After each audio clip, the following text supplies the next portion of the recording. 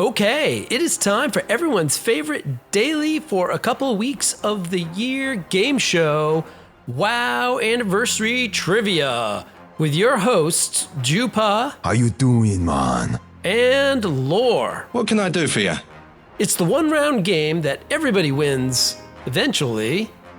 For this part of the show, we are only taking contestants from the Alliance. Oi.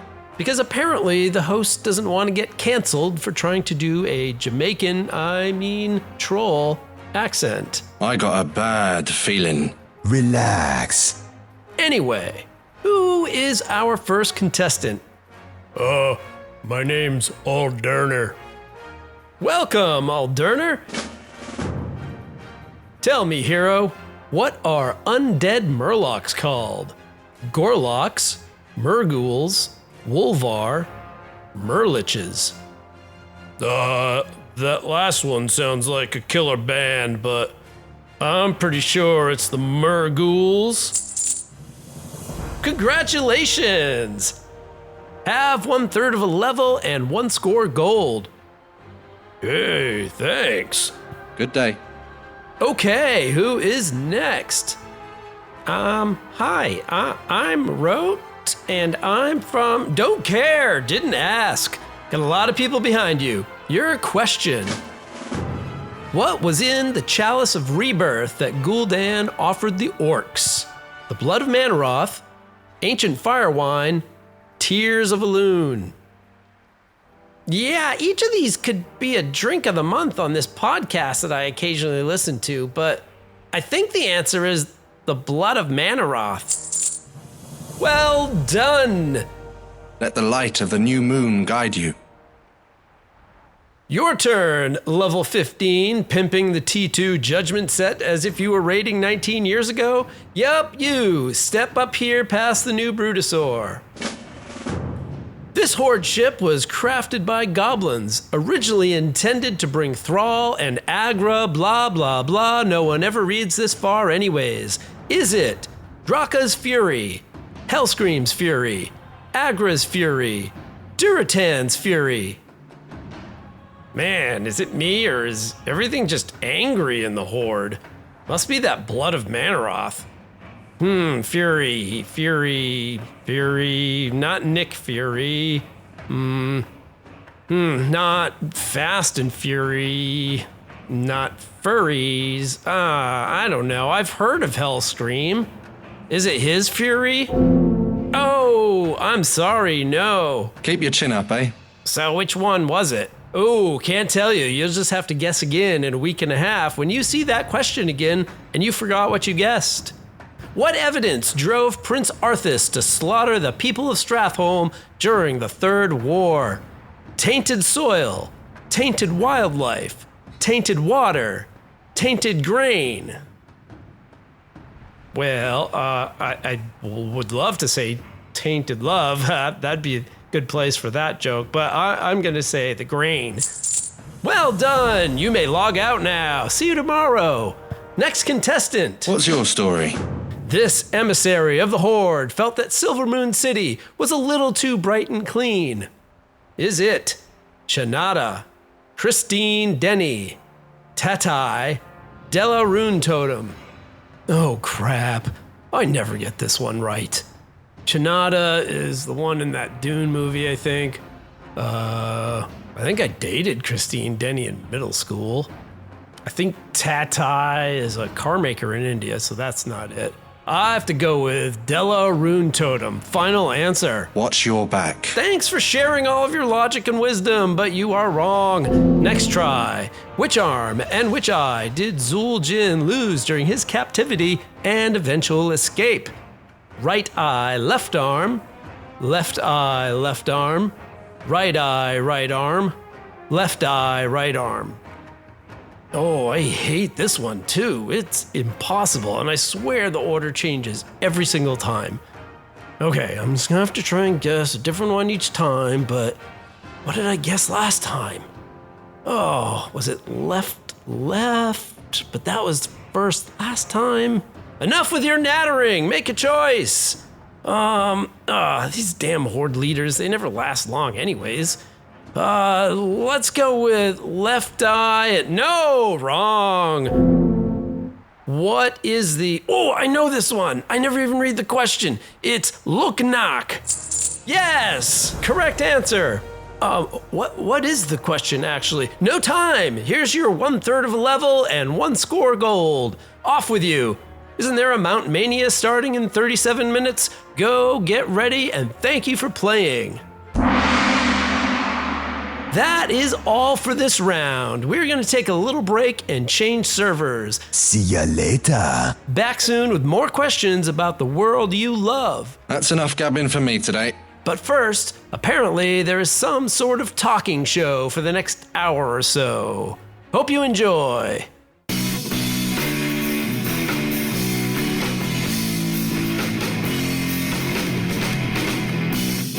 You have entered the Solo Queue, a monthly podcast about adventuring alone in the world of Warcraft. Thanks for joining me. My name is Dave Gagne.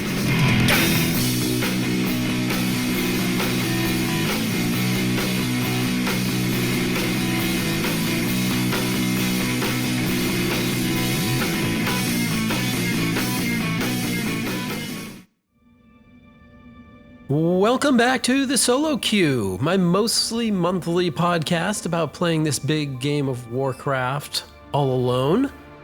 I am excited to be here. It has been a long slog for me since mid-August. And as I droned on all last month's episode, life has been busy as a school teacher, as a coach, as a lot of things.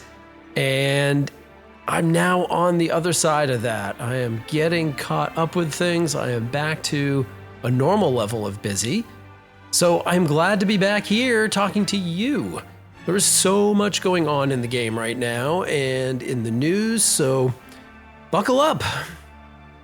And really, it is all of that in-game stuff that pushed this episode back even further. I was getting caught up on stuff and just about ready to go, but more news coming, more things to play and do. It's hard to sit here and talk to you about the game if I haven't had a chance to jump in and play it. So, well, now I have. So, here we go. On the show today, lots of news. My thoughts on the 20th anniversary event going on now. A follow-up to last month's raid of the month. I may have to call this a re-raid of the month. I might have the start of a new monthly segment on mounts, my thoughts on the raid story mode feature, an appreciation of Hallows End, and the main topic of the month, princes and paupers. A discussion of time. The time that some of us have available in the game versus the time expectations that Blizzard bakes into the game, all that, maybe even some more. I don't know. There's a lot on my list today. As always, if you want to comment on the show, ask a question, suggest a topic that you want to hear about, reach out. Solo Q Wow, SoloQueueWOW at Gmail, Twitter, and Blue Sky. I'm trying to check in more on Blue Sky. Feel like I'm part of the rising number of WoW Twitter community that are kind of making the move away from Twitter and trying to be more active on Blue Sky. So I'll be posting both places. I'll be hopefully checking in both places. You'll find me. I also post updates on Facebook and Instagram and even Threads sometimes. So, hey, I'd love to hear from you.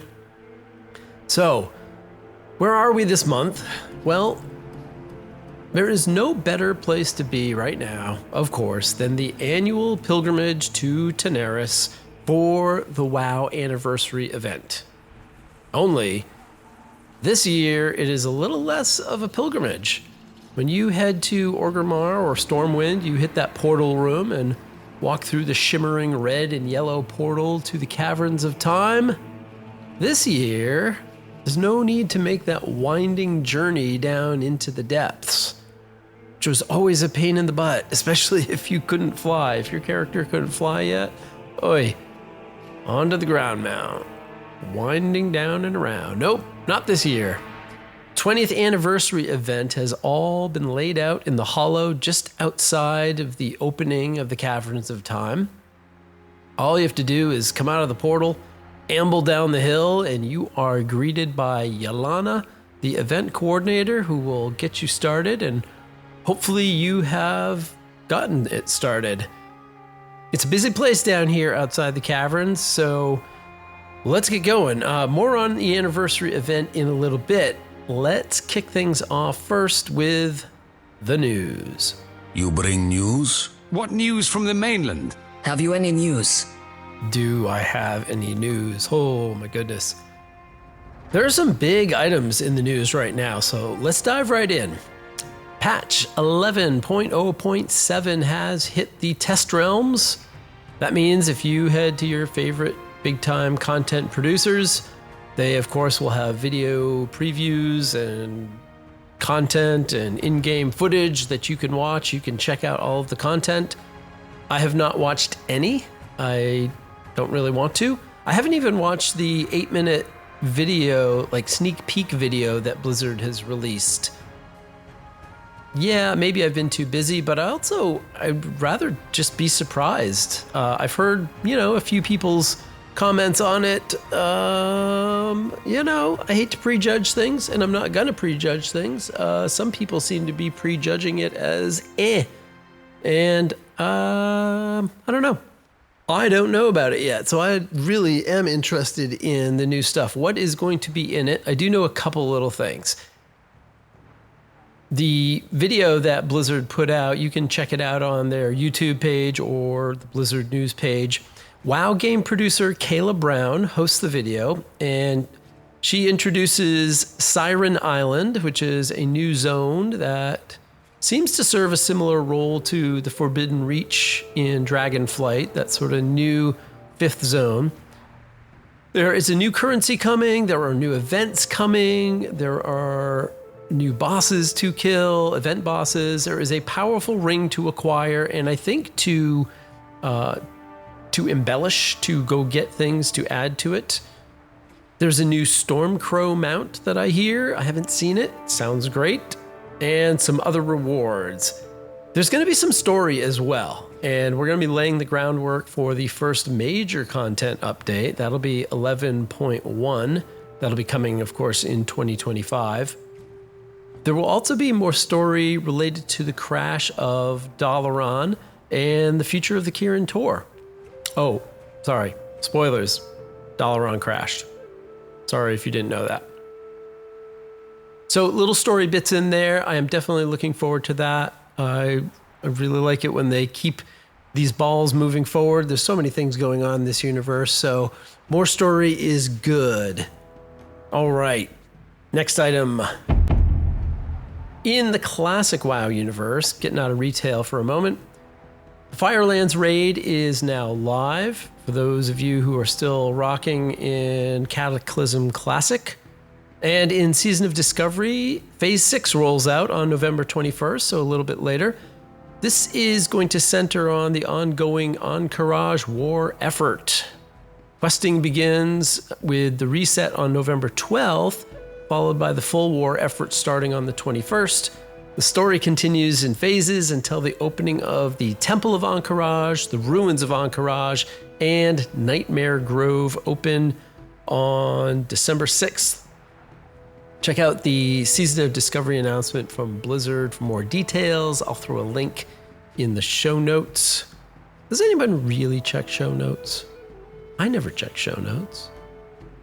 Anyway, back in retail, I did want to mention, kind of briefly, the overflowing trading post this month. There is so much stuff if you have not checked it out yet. The weapon and class sets that were available for sale, I think it was last year, the class-specific items, those have come back, and they're all listed there. This month has no mounts, so those of you hunting mounts, there's nothing there for you, but there is so much transmog for every class, maybe even every race. I don't know if that race specifically, but my advice actually might be easier to go see it all on Wowhead's page. And again, I'll throw a link in the in the notes, but Wowhead has a good page just going through and listing all of the items, and visually you can see the pictures. I find it's not super easy sometimes to scroll through the stuff, and where there's so much of it, at least not in game, I'm saying, it's a little tough to look at it all. So if you want to free yourself of that, head to their page. And then there's the one change I do want to mention, much to, I think, everyone's pleasure. There is a change in tender acquisition this month. You still get the free 500 trading tenders to start off, as soon as you head over to the trading post. And just like previous months, when you hit the 1,000 point mark from completing a wide variety of activities in game, you do earn your second 500. The change is you can keep earning points. At 1,500 points, you receive an extra 250 tenders, and at 2,000 points, you receive a final 250 for a total of 500 extra, which means 1,500 trading tenders for this month. And really, it is not hard to hit that 2,000 with the current holiday activities going on. I have not tried. I didn't even look at the list, and I have hit the 2,000 just by going through and doing stuff. You couldn't do anything related to Hallow's End this past week without getting credit somewhere towards that 2,000 point goal. I have not seen word yet if this is a permanent change. I do think it will please some of those people who are crying out for more tenders. It is really, it's a good reward to keep playing. If you play more over the month, after you've achieved the monthly reward, you get to keep grabbing some more reward. Now, it's not going to be an extra reward in that every month you have the thing at 1,000 points, whether it's a mount, whether it's a Mog, whether it's a wristwatch, whatever, various interests, but you're getting rewarded for time spent in game, and Blizzard isn't creating quite as much FOMO by saying, hey, nope, there's this extra reward. It's really just tender, which of course, tender can buy you more stuff. That said, if they do keep this going forward, I think it'll make those people happy, but I kind of hope that Blizzard increases the number of stuff available. So, I don't know if I've never really added it up, and certainly this month would be an outlier, but if there is 4,000, 3,000 tenders worth of stuff every month, and we're getting 1,000, if they bump that up to 1,500, I kind of hope they just make a little bit more available. This, as I've said in the past, this is not a completionist thing. You're not supposed to be able to get all of it, and it may be eventually, but this isn't a thing where they want you to just be gaming the trading posts. So I don't know, just my thought. Some people might not like that, but oh well.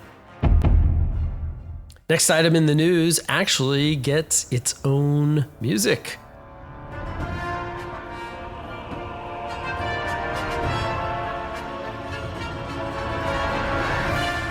Yes, Plunderstorm is making its return in early 2025, possibly in January. I'm not sure if they've announced a date. The Battle Royale game mode that was set in the Arathi Highlands turned out to be pretty popular with really a wide range of WoW players, not just the hardcore PvPers. I found myself as one of those players, sneaking my way around, avoiding most of the fighting, just trying to collect treasure and grind out that list of rewards. The news itself is not a surprise to me. It seemed obvious they were going to do this again because it was popular. But I was a little underwhelmed by two details: time and place. Early 2025 feels like it is too soon. Probably not too soon if this were year 2 of an expansion, kind of like when Plunderstorm came out, but we will be 5 months into the War Within at the end of January.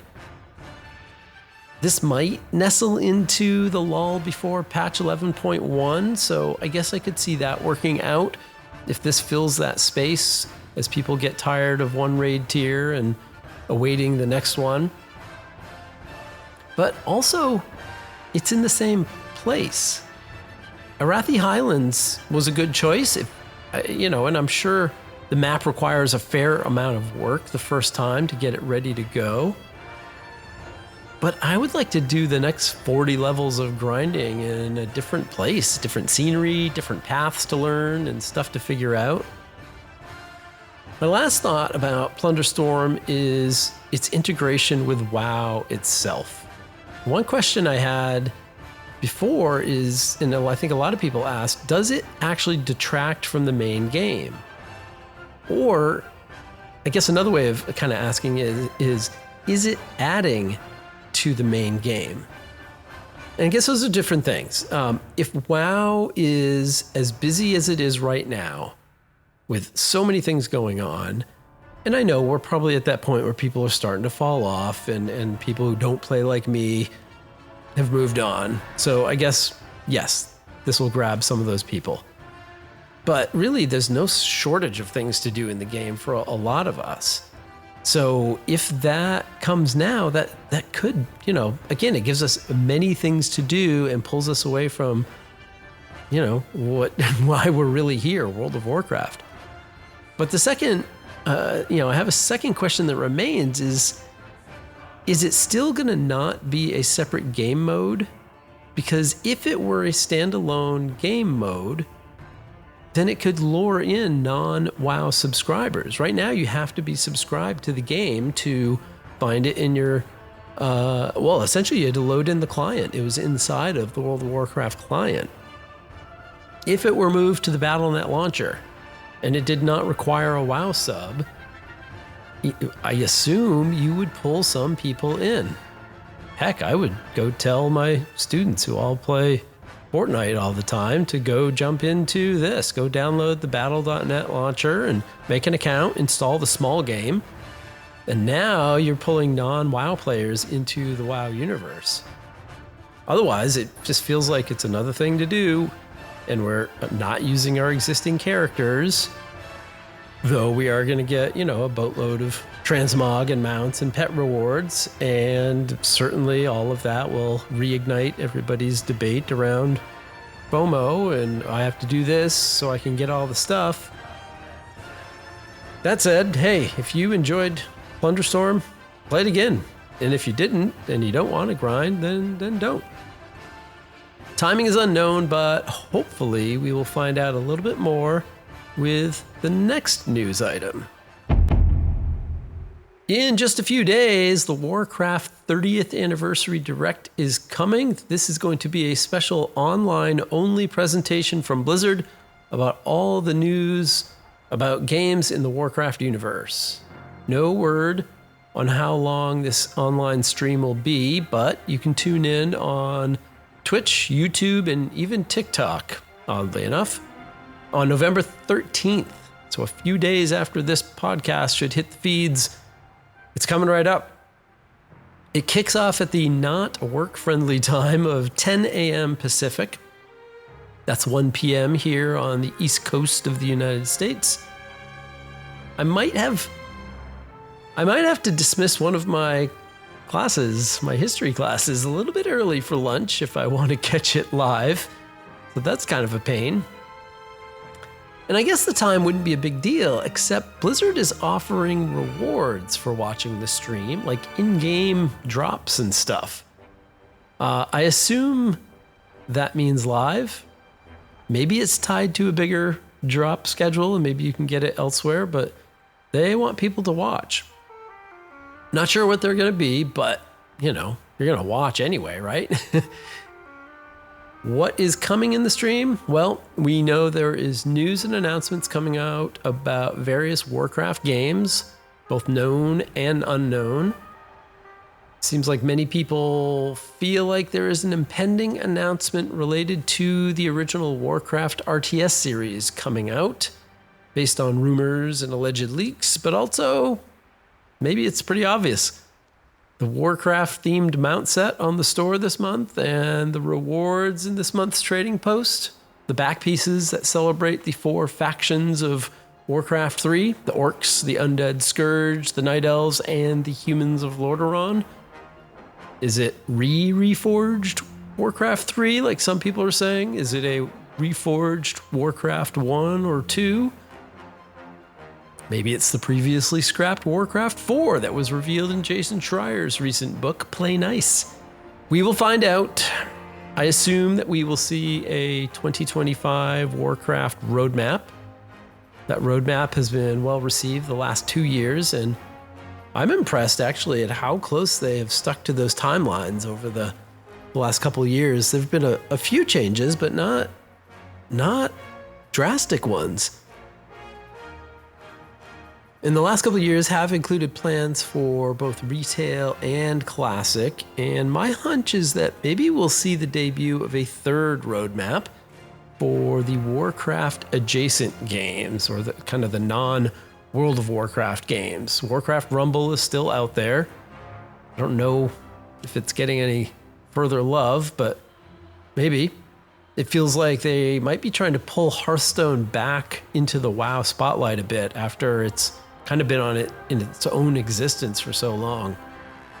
And if there are new games coming, I don't know, a third roadmap would kind of make sense. So that's my only prediction. But make no mistake, this is definitely not a BlizzCon. It seems like Blizzard is kind of going for all the hype and fanfare of updates and new announcements without going to the expense of, the expense and the logistics of having a live crowd and putting on a huge event and renting a huge space.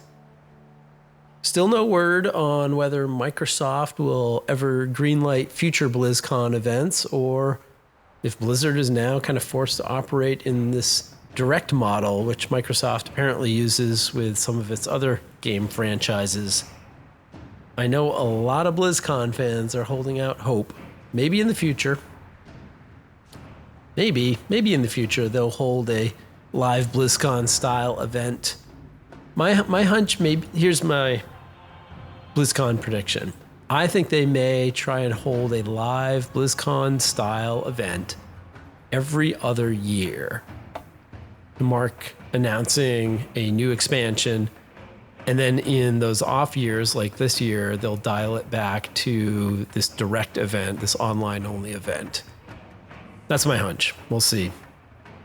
Anyway, November 13th, hide from your boss, jump in live and check out the videos, the video streams, or just check out the videos later. Of course, they'll be posted, and see what the next chapter or chapters are going to be, or possibly a first chapter for a variety of Warcraft games. We will see. All right, before we get out of the event area here in the anniversary, let's grab some food and a drink of the month. Interestiana pint? Choose wisely.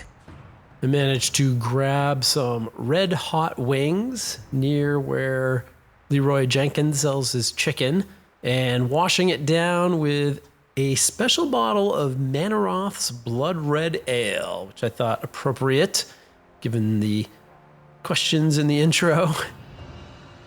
And that Blood Red Ale is available at the anniversary beer tent from Grim Boo's Thunder Brew. He's got some special brews up on offer. And it was funny, I was looking at his name, and it made me wonder, like, what if little Grim Boo's decided to not go into the brewing industry after his parents named him that? So you got Grim Boo's Thunder Brew, and he's, I want to go into accounting. That would be funny. Greetings, fellow mount enthusiasts!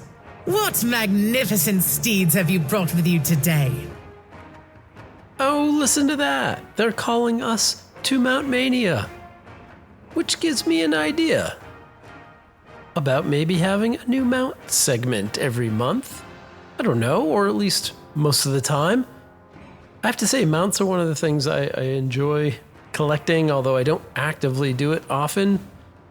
Maybe I'll get back to that this year as we get further into the expansion. But I think I think I want to add an occasional mount segment, and what better place to start than right here as the Mount Mania gathers. Hopefully you've enjoyed that. I thought it was kind of fun.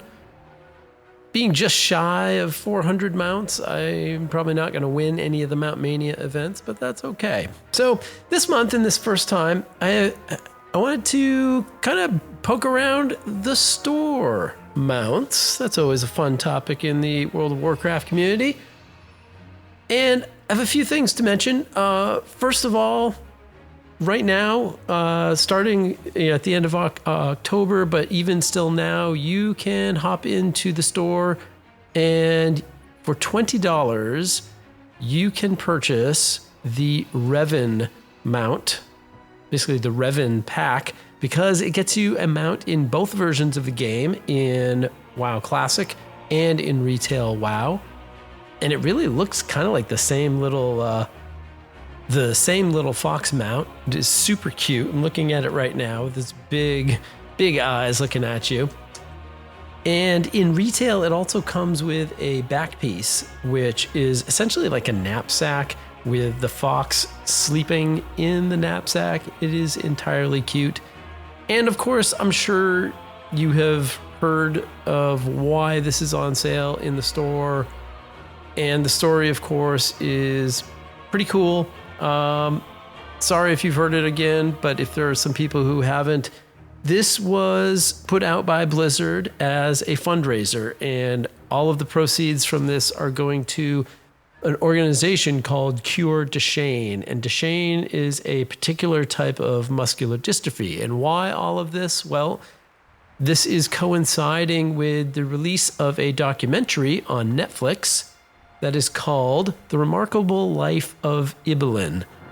Ibelin was the player name for Mads Steen.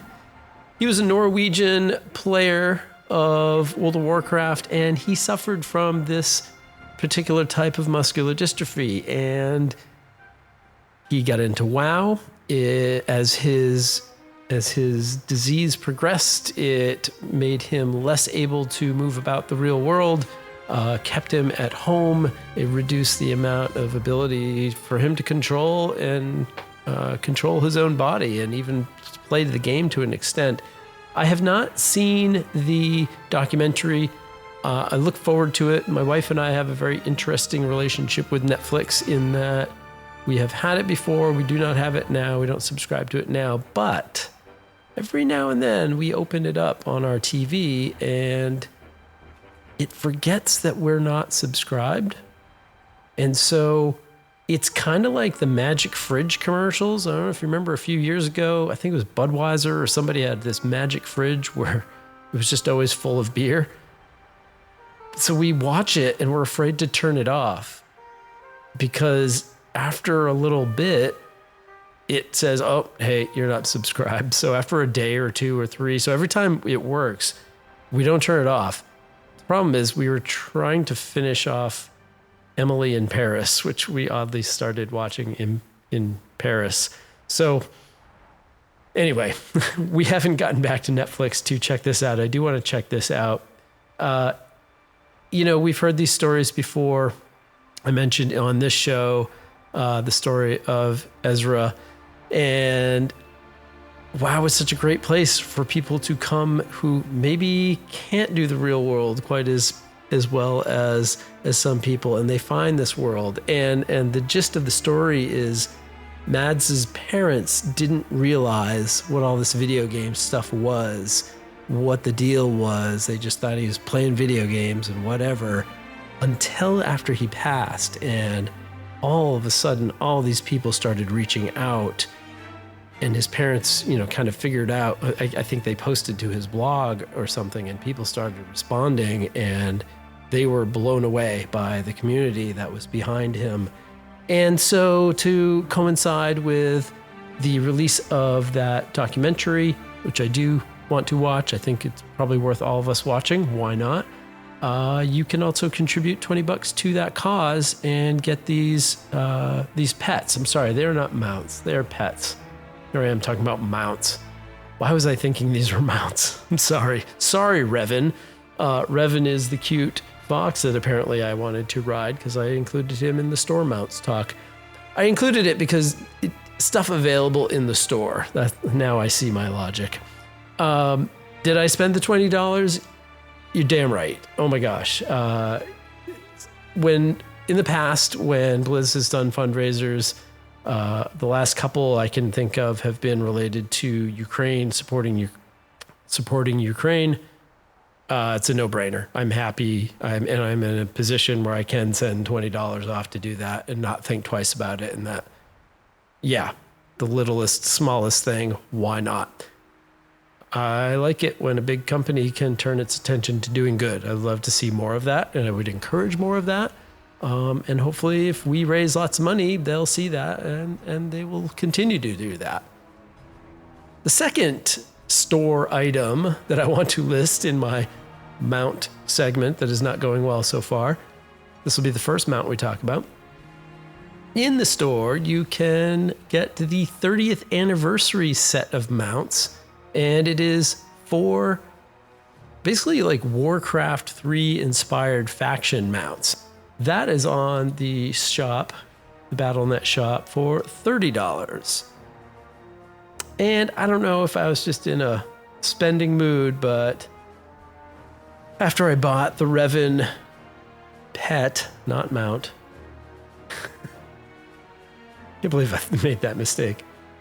After I bought the Reven and made that donation, I was eyeing the 30th anniversary mount bundle, and I thought, you know what the heck. So yeah, I went ahead. Let's see, I'll read you what they are. The Chaos Forged Griffin, the Chaos Forged Hippogriff, a Chaos Forged Dreadwing, and a Chaos Forged Windrider. And then basically the same four things for Classic. They look very similar, at least in the picture. I don't know if the in-game, I'm sure they're a little bit simpler in the Classic version, but so you can get 4 mounts in each. And I thought, hey, 8 mounts, $30. Even 4 mounts, $30 is not ridiculous. So, and they look kind of cool, and yeah, so why not? I've already used one of them. Chaos Forged Dreadwing. It really does look dreadful. I did stick one of my characters on it as I was going through people for the anniversary event. Looks pretty cool. So therefore, hey, I got my money's worth. The next store mount worth talking about kind of comes from last month, and you might still be wondering, based on last month, did I end up buying the Grizzly Hills Packmaster? I'll give you a moment to formulate your guess. Yeah, I did. I told you I was thinking about it. And I think if there's anything that you can take away from this almost first full year of solo queue is if I think I'm thinking about it, I'm going to talk myself into it. So yes, I did. And I'm glad I did, actually. I'm looking at it right now in the store, and it is, again, it's super cute. It's got a little armor on its shoulders. It's got that little pack basket. But aside from that, I love the functionality. I love that it is so much smaller than the mammoth. It just is less of a thing, and I appreciate it. And I saw one in game, and I thought, oh, that is a good size. And I think that's probably what tilted me. So again, $20. Yeah, $20 that goes to no one except for Microsoft. No good cause here, but you know, I feel like I bought some functionality, not that I didn't have, but a quality of life. I bought myself a quality of life upgrade in that my transmog and my repair vendor are now smaller. They are not occupying as much real estate in the game for others or for myself. And they do not have 2 people that berate me every time I leave them behind. So I'm using it on a bunch of characters. I'm not going to use it on all of them because it, doesn't feel like all of my characters would hop onto the back of a bear. RP is still a thing. But yeah, no, I'm glad I got that. And wow, the bill for this past month or so is starting to add up. But that is where it ends. The next question you might have in our mount segment is, did I buy the Trader's Gilded Brutosaur? And it does seem like the big hubbub over this has blown over. If this show were coming out 2 days after, boy, there was a lot of craziness going on and people angry and yelling. I think it's all died down, which is great because I don't care. To catch you up in case you somehow didn't hear this, of course, the Gilded Brutosaur is available for $90. $90 in the shop. Way more than any other mount has ever cost in the shop. So people were freaking out about the amount of money. People were freaking out because, oh my God, I have to have all the things and you're going to charge me $90 for this. People were freaking out because it seemed to deprecate the old Brutosaur mount, which, the big thing with these Brutosaur mounts is they have the auction house on them. So you can hop on a mount and start not vendoring, but literally putting on the auction house all the stuff that you've got in a raid or what have you much more quickly. And apparently, I've said this before, I don't do the economy. I kind of wish I did, but I don't. But having the time advantage of the Brutosaur helps. And I've heard others say, hey, just having one, actually, you play the game differently and it will make you money. So great. The big argument that some people were buying, you could buy with real cash money, a power in the game, not related to your character necessarily, but an ability that might help you make money faster and therefore make more money and take advantage of market situations. And sure, I'm willing to believe that there is something to that, but this one's a little different too. I'll throw just a little more fuel on that fire and then I'll put the fire out. This one has, instead of a transmog vendor, it has a mailbox. And so, unlike the previous Brutosaur, you could do mailing and check your auction house wherever you are. You don't have to have access to the mailbox. So for $90, it seems even more complete than the previous Brutosaur. And so, if you were a previous Brutosaur owner, you might feel a pinch of grumpiness. Now, granted, this was BFA when this came out, so it's years ago now. It's been years that it's had no competition as an auction mount. But now for $90, you can go and get this. And the $90 seemed to be the thing that most people were super grumpy about. But here's where I think the whole argument just absolutely fizzles. You could just farm up gold and use that gold to, of course, buy BattleNet Balance by buying WoW tokens and using those to buy basically, $15 or whatever it is in BattleNet Balance. So 6 tokens would get you the Brutosaur. And, a lot of people did that because the price of the token went through the roof.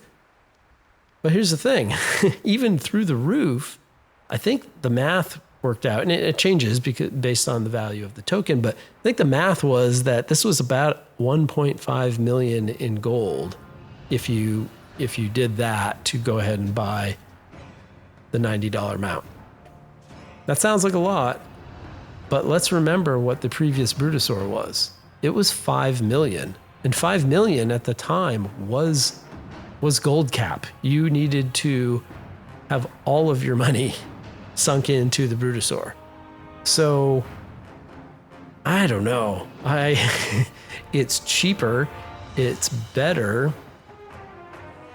I just didn't see why everyone was so angry about this. And if you want it, buy it. If you want to spend $90 on a mount, great, do it. If you've got $1.5 million gold to buy it, great, do it. And if not, don't buy it. But why be mad? And why be mad that it's $90? Frankly, I'd like to send a thank you note to everyone who spent $90. I remember logging into the game the next day And holy crap, there was like 15 of them in Dornegal. And I was amazed, like a lot of people. I think we were amazed at how many people dropped that $90. And you know what? Thank you. Because that's like 6-7 months of WoW subscription time based, depending on how you pay your subscription. And so awesome. That's a lot of people who just paid extra. Blizzard's making more money, which is great. And the money, at least some of it, goes back into World of Warcraft to pay people to make things in World of Warcraft. So I got no problem with it. I don't have a big problem with the store mounts, the store selling things.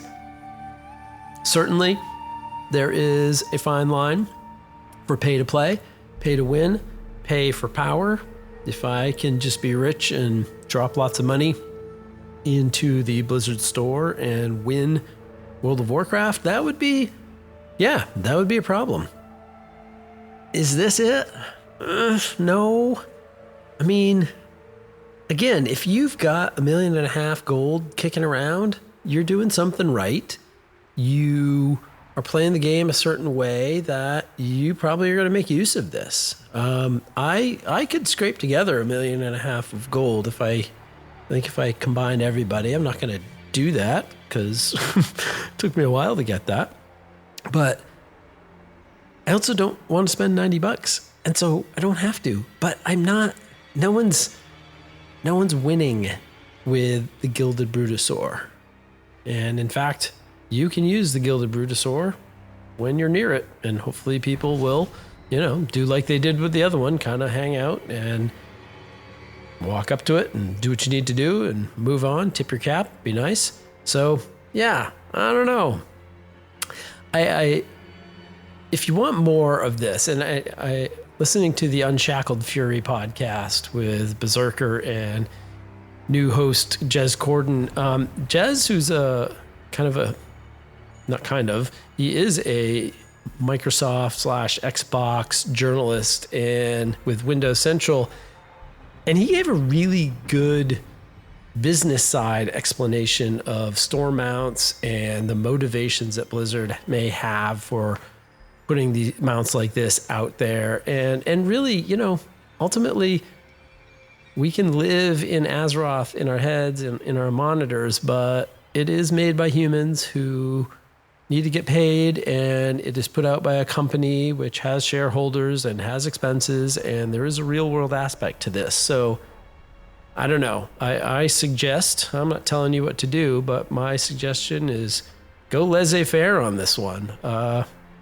Feel good that there are people who are able to pay above and beyond for stuff in the game that is going to help the company. I mean, it helps the big bad company, but it also, that big bad company is paying all the people with all the genius ideas for the game that we love. That game literally disappears if people don't make it. So I don't know. Those are my thoughts on store mounts. Those are my thoughts on kind of in general on the store things. Transmog, as long as it just doesn't get way out of hand as far as, only the best things are there, or yes, there's power available that's going to make you win the game. As long as that's not true, I think it's good. And I think you should see it as people donating when they can. And, hey, I'm going to put myself in that category. I bought $50 of mounts that the money all went to Blizzard because I wanted them. And I could. And another 20 where I know that 20 is going to go to something even better. So you do you. And I don't know, let people kind of do what they're going to do. And hopefully it benefits all of us. All right. Let's get away from the craziness of the event and even the heavy traffic of Kaz Algar. This month, kind of want to go out of the way and just chill a little bit to one of my underrated favorite zones. It's not one of my favorite zones, but it is when I kind of think about it, and it definitely feels lost to a lot of us in that we never think about Warlords of Draenor. We don't like to, but how good is Nagrand and how peaceful is Nagrand? So we're gonna hop into a portal and head over to Nagrand for the rest of this episode.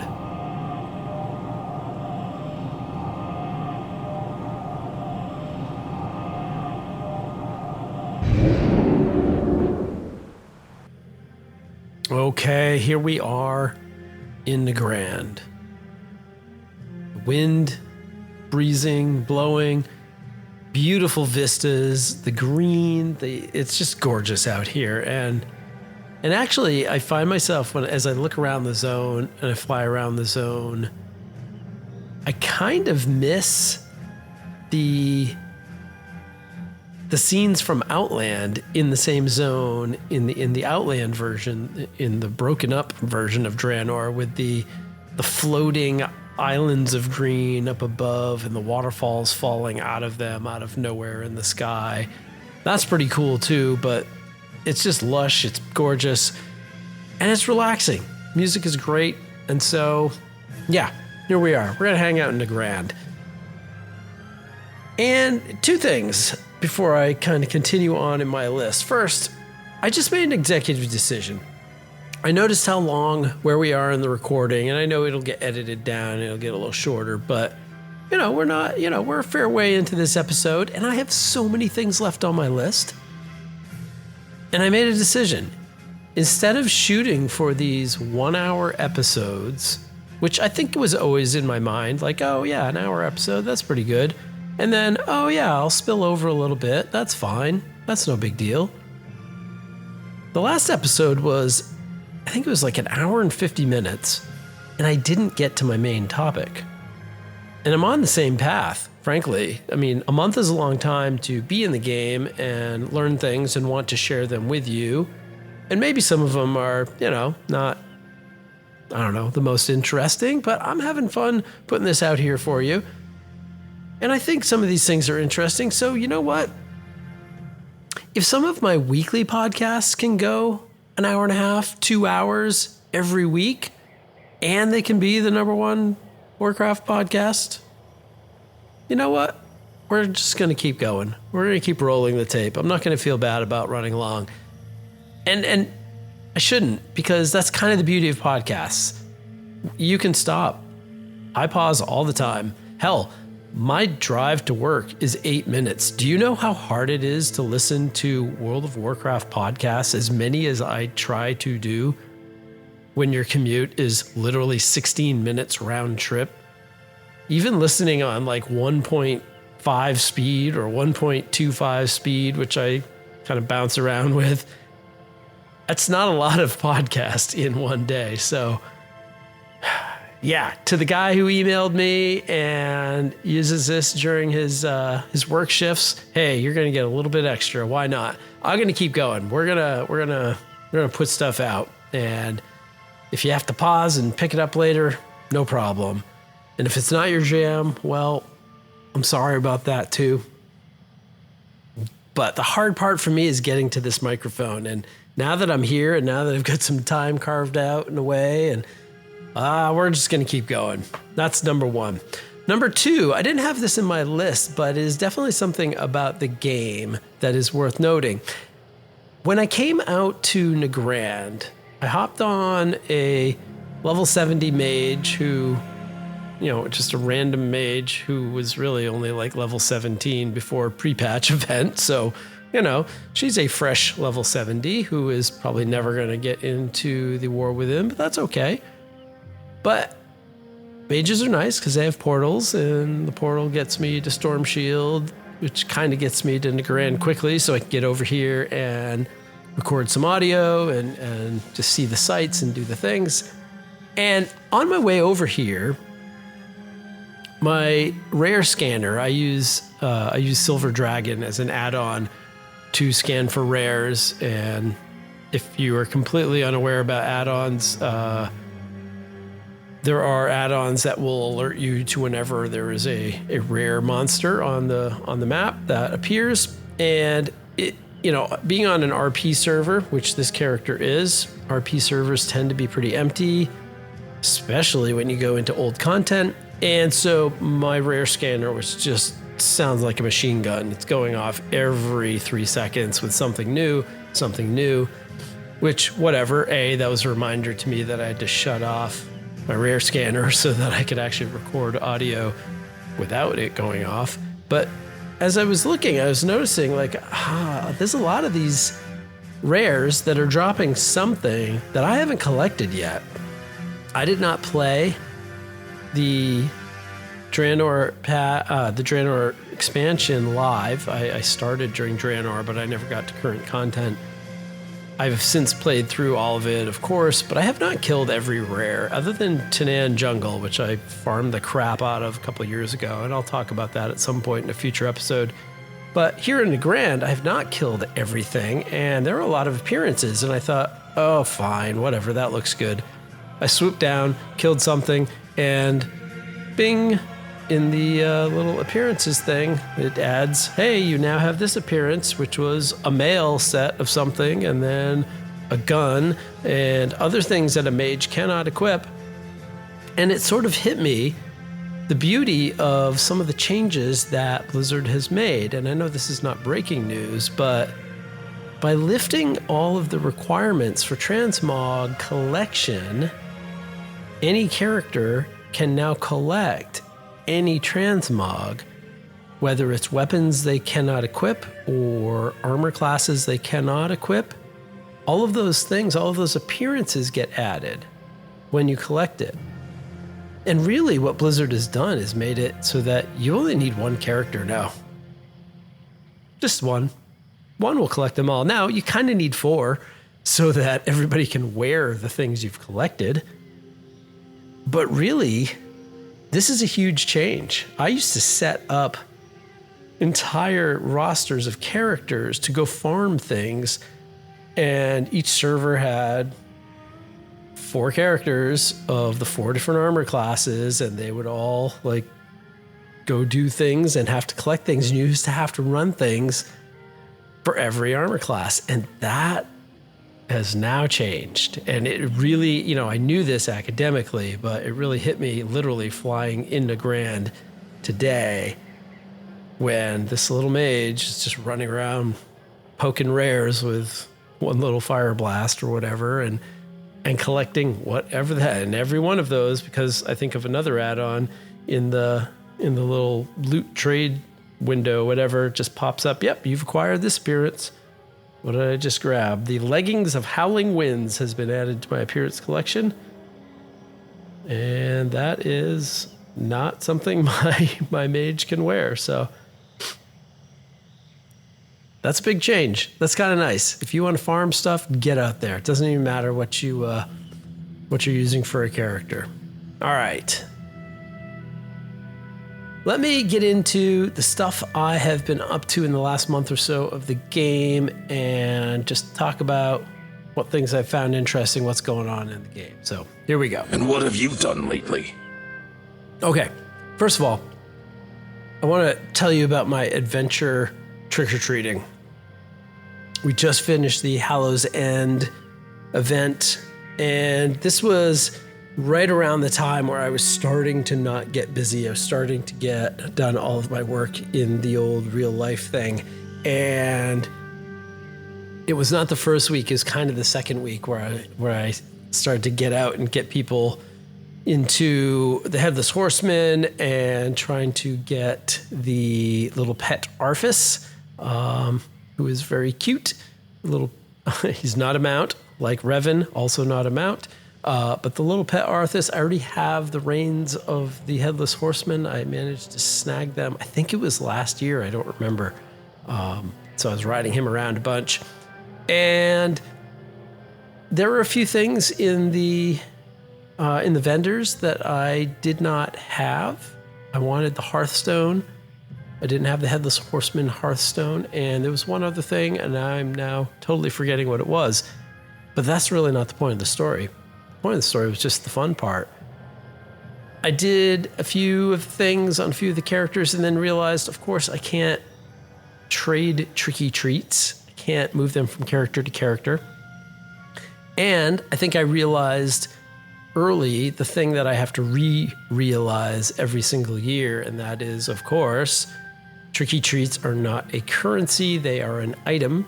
Therefore, they disappear at the end of Hallow's End because, well, and this makes sense, they're tricky treats. They're sugary sweetness. They're going to go bad. They're not going to last the entire year. So I thought, all right, if I want these things, I really have to make sure I get them on one character. I'm going to go collect lots of tricky treats on one character. And how best to do that than to go trick-or-treating? So I grabbed one of my characters that I kind of think of this character as maybe the one closest to me in real life, which is not my main, which is kind of funny, but it is a character that is now level 70. And I thought, well, he's probably not going to get into War Within, but whatever. And I realized that he has not done any trick-or-treating ever. And I also realized I didn't have many of the achievements for trick-or-treating, even though I know I've done this before. It's good XP gain, if a little bit slow.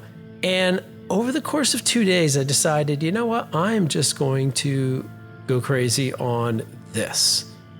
I am going to send him to all the places. We're going to go to every single trick-or-treat place on the list.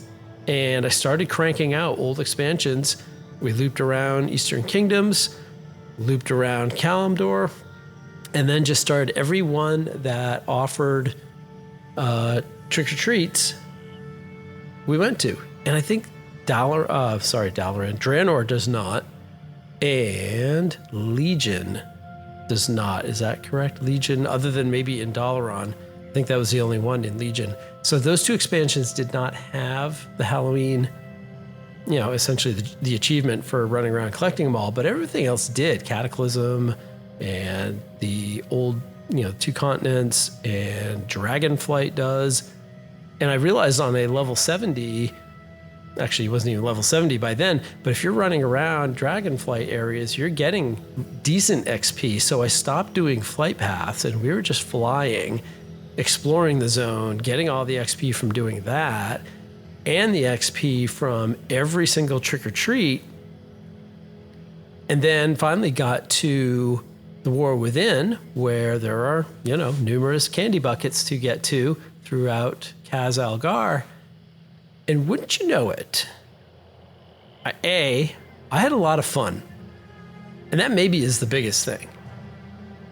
Seeing old, obscure places, just out of the way. There's this place on the southeast coast of the Eastern Kingdoms that I never think of. I quested through there once. It is entirely out of the way. You wouldn't go there unless you were doing the quests for that area. Let me see if I can even figure it out. It is in... I don't even know. I think it's in Swamp of Sorrows. So this is funny. To come up with the name of this place, my map was pretty blank. And so I used the tool, the Warband Map to Everywhere All at Once, which I mentioned last month, on this random mage who has not explored a lot. And so, as soon as you click it, you reveal the maps of everywhere that a member of your warband has explored, which, for me is everywhere. And sadly, it still doesn't tell me the name of the place that I'm looking for. It is in Swamp of Sorrows, and it's kind of the southeast corner of Swamp of Sorrows. But there's just this little town that's tucked away on the coast there that I never ever get to, unless I'm doing candy buckets, which is every now and then. So that's the first thing, the fun of just getting around and seeing this game. Do I want to do that on 5 characters? Not at all. And not even probably every year. But here's the thing. I was still finishing up some work. And so I hop on a flight path. I was grading tests at the time. I hop on a flight path, whirl around slowly, of course, more slowly than I can fly, which is super frustrating to me as someone who kind of likes to do things efficiently sometimes. But I swirl around on the hippogriff for a bit and grade a couple questions. Boom, land, go find the candy bucket, hop back on, go to the next one, do a little more grading, and it fit absolutely perfectly with my real life work that I had to get through. So I'm seeing old things, I'm having fun, I'm getting some work done, and you're getting XP every time you get a few thousand experience. And so in the course of doing all the candy buckets and really nothing else, this character did not do anything else. You're not going to believe this, but with the buff from the anniversary event, I think that was live. I think I had the 10% buff from the anniversary event. And I did hop on and grab the Dark Moon Fair buff. So at that point, I'm 20%. I did not do the complete anniversary event buff, which we'll talk about. And so there I am flying around with 20%. And this character went from level 70 to level 76. Now, I know the lower levels are pretty small now, the way they've been crunched down in Warcraft, and doing things like the anniversary event, you get a crap ton of experience points, and then that starts to peter out as the levels get bigger. Well, in 70 to 80, those levels are big, like 200 to 300,000 experience points, and yet doing that loop was 6 real levels. So this character went from probably not gonna do things in the War Within, even once I get to some alts, to being my second highest leveled character, just like that. Just 2 days of flying around and grading tests and seeing the world. Highly recommended. Highly recommended. Again, do I want to do it every year? Maybe not. Or maybe once a year. It's certainly not the most efficient way to level. I'm not going to tell you that. This was hours of flying. If I want to fly live and not flight path, of course you have to vaguely pay attention. But it was fun. I think you should do it. Sadly, Hell's End came to an end. And we'll talk about the buff in a second. But yeah, I did not get Arthas. I did get the Hearthstone. I did get... I ended up getting the Wicker Man pet. That was the other big thing. And yeah. It is done. The Headless Horseman is no more. The next big thing going on, of course, is the anniversary event, which we kind of just came from. And now that we're out of it and away from it for a few minutes, I can talk about it a little bit. The best change, and there's a lot going on in the anniversary event, and for all that's going on, additional things that are not usually in the anniversary event, I think people have already grown a little bit tired of it from what I'm hearing and seeing. That's fine. It's not meant to be the only thing to do in the game, especially not if it's going to be there for 3 months, 2.5 months. This is an extended anniversary event. It started in late October. It's going to run till, I believe, January 5th, which means every day you can be doing the dailies. You can be getting Time Warp badges. You can be getting the Bronze Celebration tokens. Those tokens can go towards buying old mounts and old pets from anniversary events, which I plan on purchasing, as I mentioned last month. They can purchase the up-resed Tier 2 sets, which, you buy your first one from 60, that's a lot. Second one is only 40, and that's, still a fair amount. And the third one is only 20, and all the ones after that are only 20. So it's a fair amount if you are someone who needs to check all the boxes, but you're probably someone who plays the game a bit. And it seems like the collection amount, the collection rate is going up. Blizzard boosted that a bit.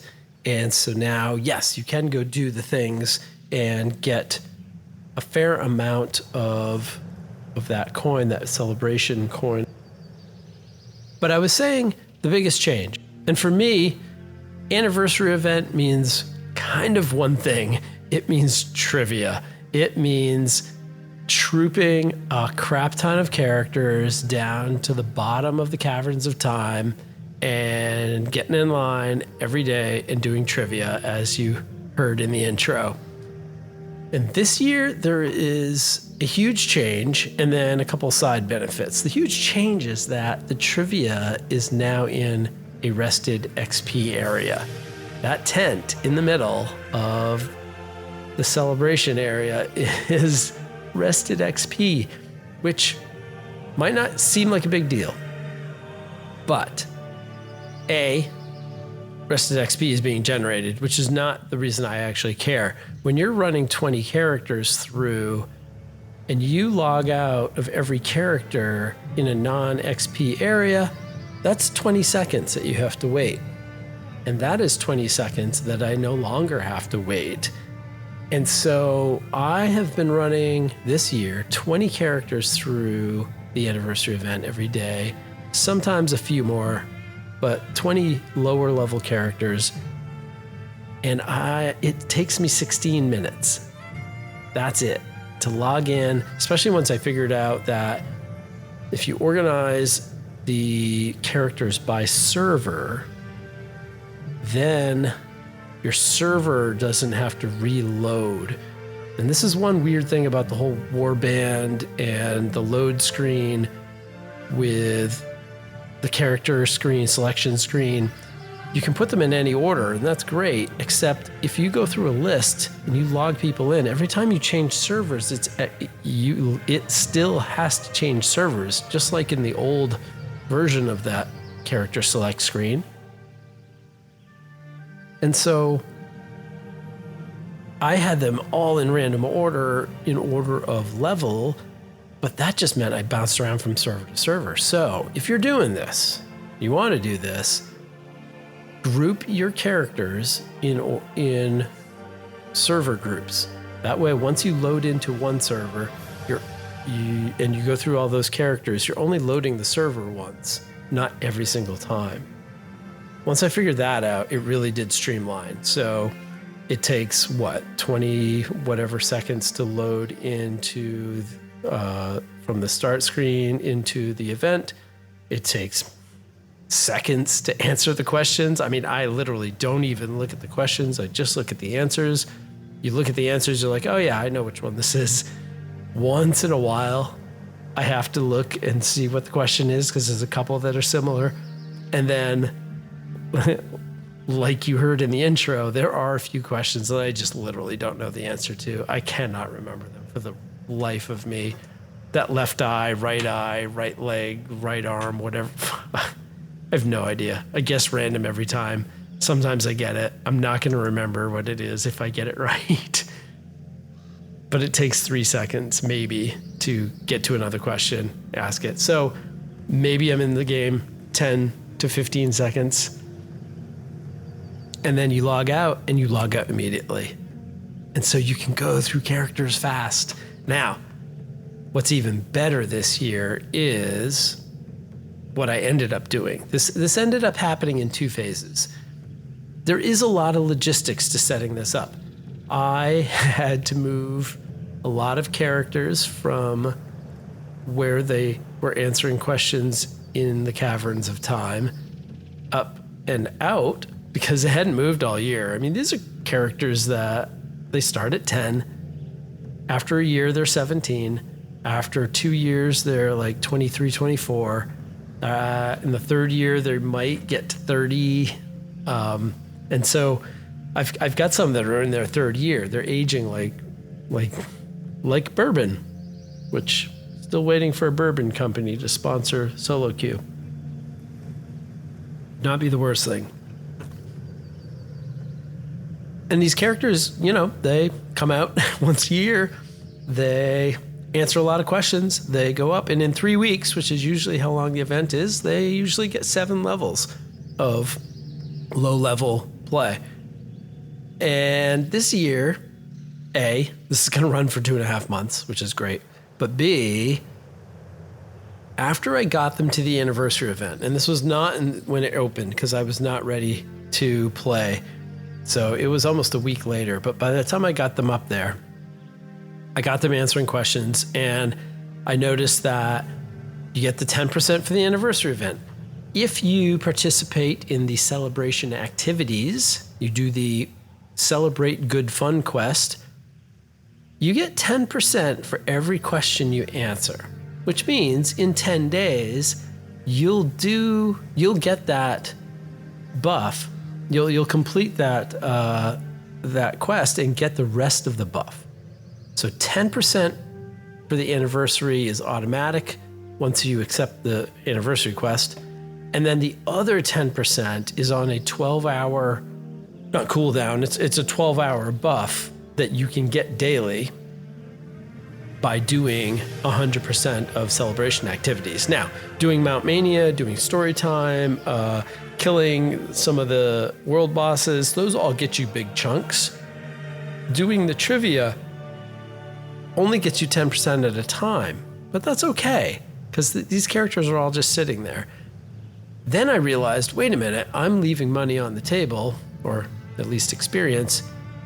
I will run them through the Dark Moon Fair and the, the torch, the Wicker Man. And that's going to get 10% more for the Wicker Man and 10% more for the Dark Moon Fair. And here's the thing. The Wicker Man for Hallow's End is a 2-hour buff. Dark Moon Fair, of course, is a 1-hour buff. Both are 10%. I do not recommend doing this in war mode because somebody is going to slaughter you. And when you get slaughtered, you lose your buffs. And you lose your buffs outside of these, limited time holiday events. You can't get your buffs back. So the 10% or whatever you were getting from war mode on top of everything, not worth it, because you're going to end up losing it, having to go collect it all, or even worse, not be able to collect it. So the first round of getting everyone to trivia was moving 20 characters. I think it was all 20. I think all of them were down there. All of them up from the Caverns of Time to the celebration tent at the top of the Caverns of Time. That took time, that took a little time. Sitting there watching TV with my wife on the couch, moving characters up the spiral ascent to the celebration tent. That was, that took a little while. It's not the most exciting gameplay, I will grant you. But once they're all there and they're all answering questions, great. Then I realized, okay, how do I do this? How do I do this? Well, it's pretty easy because you run to the top, the entrance of the cavern, and there are portals to your capital cities. And I'm going to explain this as if you can do it, but you can't now because both buffs are gone, both events are done. But maybe for next year, maybe. Or maybe I'm just bragging about what I did. I don't know. I hope that's not my goal. Get to the top. Portal into your capital city. If you are an alliance, this is easier. Because if you come out of the portal room, out of the tower in the mage quarter, you fly to the gates of Stormwind, you throw the torch onto the Wicker Man, you get the 2-hour buff. Awesome. Remount, head down to Goldshire, and hop into the portal to go to the Dark Moon Fair. Head down, hop on the carousel. I don't do roller coasters. I did it once in the Dark Moon Fair. I have not done it once in real life, only once in Dark Moon Fair. Hop on the carousel, get my hour, and then I can hit my Hearthstone. For all of these characters, their Hearthstones are set to the capital city because they've never gone anywhere. They've never done anything. They haven't lived. Most of them have a Hearthstone in the capital city. And so they return to the capital city. From there, in the portal room, either they return to the portal room or usually they return to the ambassador area for both of them where allied races end up? Either way, you ride the carousel, you hit the Hearthstone, return to the capital city, head to your portal room, walk through the Caverns of Time portal, and then you're back. And you're just a tumble down the hill back into the celebration tent to answer more questions. It's really easy. It is excellent. And so doing that took 5 minutes per character. When I did that, when I got that down, that order and everything, I got that down. That's the way to do it. 5 minutes, and now everybody's sitting there with a 20% buff. And it might seem like, oh, it's only an hour though. But when you're in the game for literally 30 seconds, yeah, that's going to last for a while, even with this 2.5 month event. Maybe I'll have to redo Dark Moon Fair in a couple months, but I won't have to do the Wicker Man buff. The only, the bummer about doing this with Horde characters, and this actually did screw me up a little bit, is it's harder to get to the Dark Moon Fair if you're an idiot, which I am. I flew a couple of times from Orgrimmar all the way over to, over to Thunder Bluff before I thought, wait a minute. You can check with the little elf lady and she'll port you there for 25 bronze. That was dumb. So yes, it's actually not hard to get there. You just do that. But the other thing that is actually hard, even for non-idiots, so everybody else listening, the other thing that's hard on the Horde side is the Wicker Man is not at the gates of Orgrimmar like it is at the gates of Stormwind. And that's a bummer because you have to fly yourself out, find a way out there. So if you hop into the portal there, it dumps you into Undercity, which is such a pit. I'm sorry. Anyway, it took me forever to find the stupid passage to fly out of there. Oh my God, I hate that city. It took me a while, but once you find it, you're like, okay, it dumps me in there, or it dumps you into the new version, which means you have to go to Zadormi and say, hey, bring me to the old version of this zone, Tirisfal Glades, and it does, and then you can do the event. The event is in the upper part of the Undercity, really the ruins of Lordaeron. And so you go there, and the Wicker Man is there, and then you can hearth back to your city, do the whole thing again.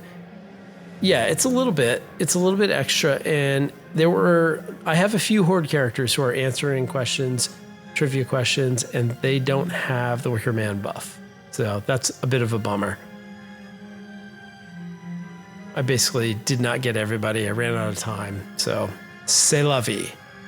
But it's a great way. And the trivia is going to be going on for another month and a half, 2 months. I mean, basically to January 5th. So it is a good way to start a new character, plop them down there. It takes seconds per day, minutes per day if you want to do multiple characters, but why not?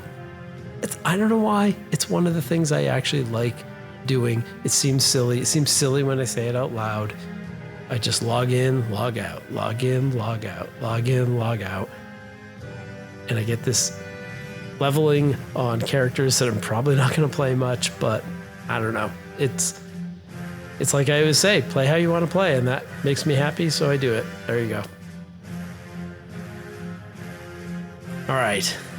In doing that, I hit a funny, weird problem of having lots and lots of characters, and that is every now and then you hop on a character that you have not played in a long time, and this happened with one of the characters. I was trying to run around to the carousel at the Dark Moon Fair and then loop back to do the thing, get the Wicker Man, and so I thought, okay, I'm going to hit my Hearthstone, and I hovered over it, and it said, the Traveler's Den.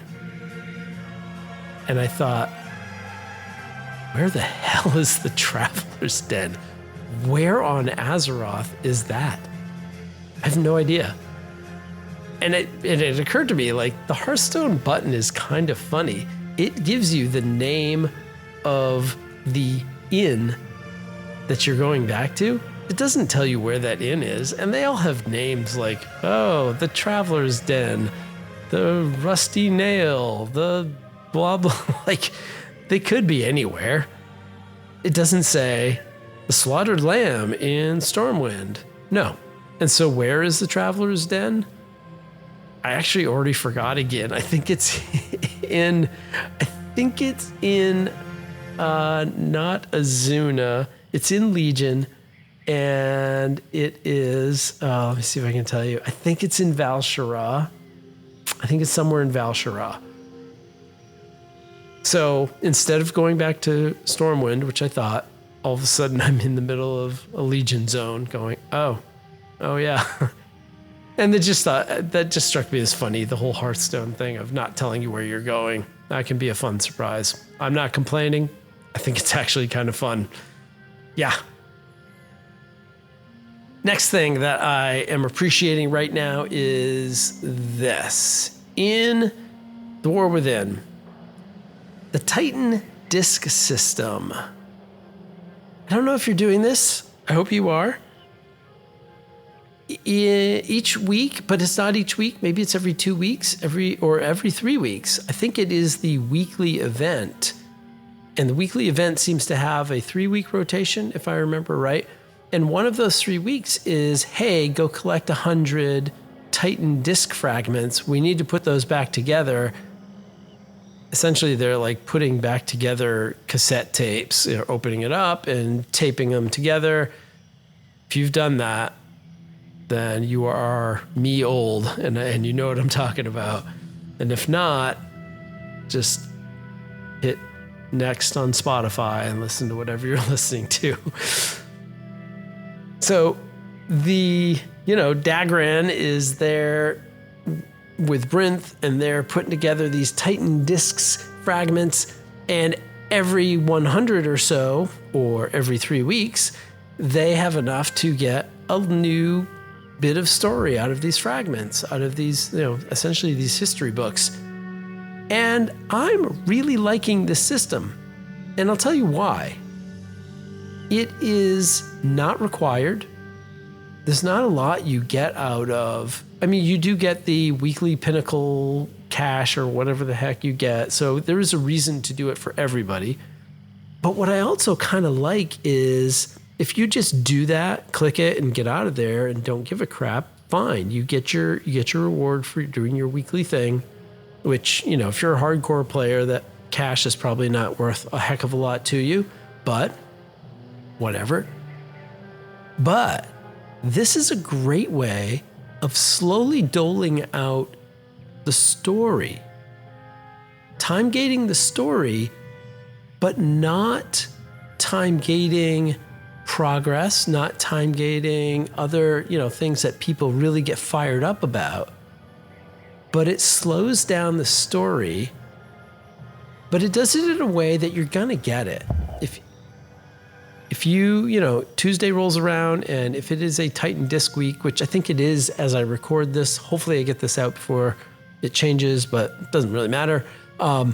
In Titan Disc week, Fragment week, you collect those 100 bits just by playing the game. You don't have to do anything super specific. It's not even like the Delve, collect 30 things from the Delves, because you have to do those in Delves. Here, you can get these from a lot of things. You're going to get 100 fragments in the week. And then when you do, it says, hey, head down to the little chamber and go see Dagran. I want to see everything.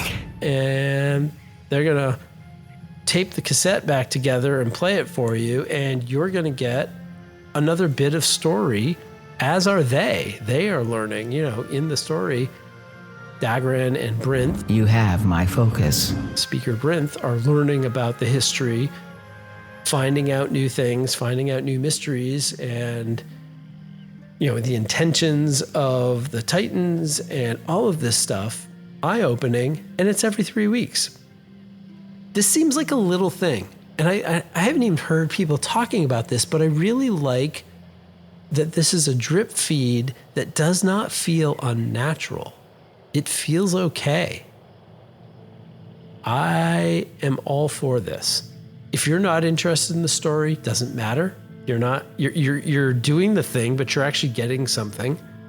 But if you are a lore-focused, a story-focused person, you're going to get this. You're not going to have to do anything extra. You got to click the quest. And I don't know what happens if you don't. Like if you took a week off, and frankly, I might have taken a week off. I'm not even sure. Are you 3 weeks behind? Maybe. I'm not sure if there's a catch up. I'm not paying that much attention to it, but that's kind of the beauty, is you don't have to pay a lot of attention. You do need to know it exists. So if you are somehow missing this and that sounds interesting, then, be on the lookout for that weekly quest when it comes around and definitely do it, because there is story there. And I think it's, important story. It's setting up the background of what we're doing. And I just want to mention that I'm appreciating that delivery system. I think it is a great middle path for this game that seems to swing from extreme to extreme. It does a thing and everyone gets mad, and then they do something else and the other people get mad. This one seems like the right lane.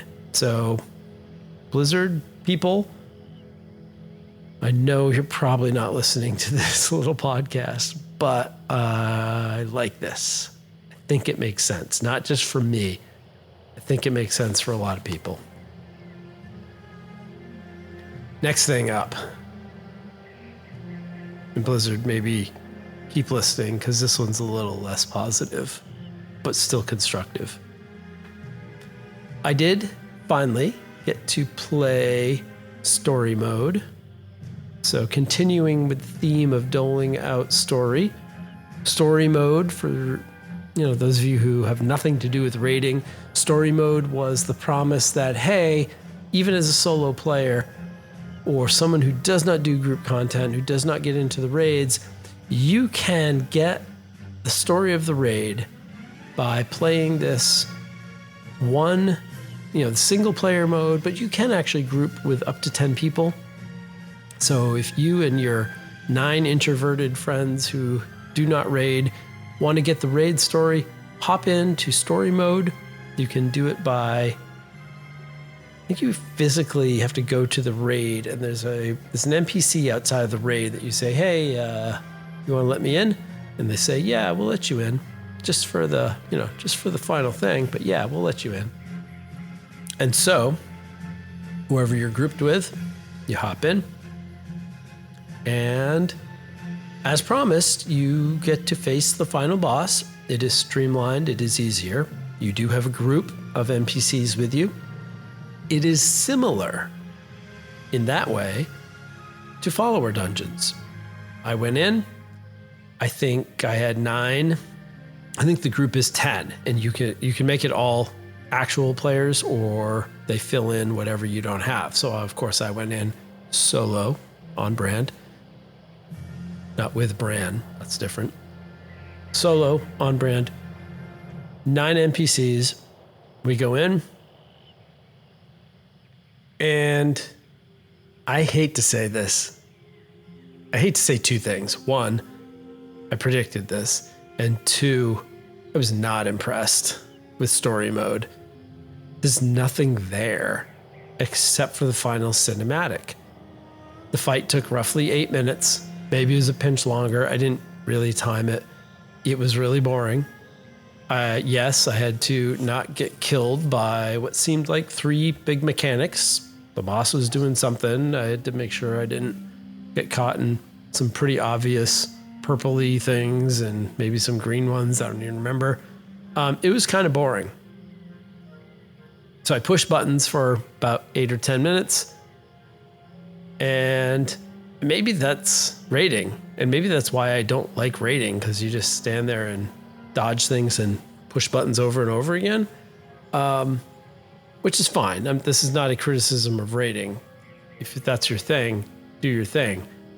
The problem is there was no introduction whatsoever. In this quote story mode, I thought, oh, hey, they're going to tell me what's going on, and they're going to fill me in on how we got here and why we're facing Queen Ansarek and is it even Ansarek? I forget. And what's going on? Nope. There was zero introduction. They just dump you in the room with the final boss on a platform. Unlike a follower dungeon, there was not a button that I could choose, oh, I'll lead the fight or you lead the fight. There's just a boss and 9 NPCs. And when I start heading towards the boss, then everybody else follows and the fight starts. So it's not immediate, but there's no introduction. There's no dialogue. There's nothing there.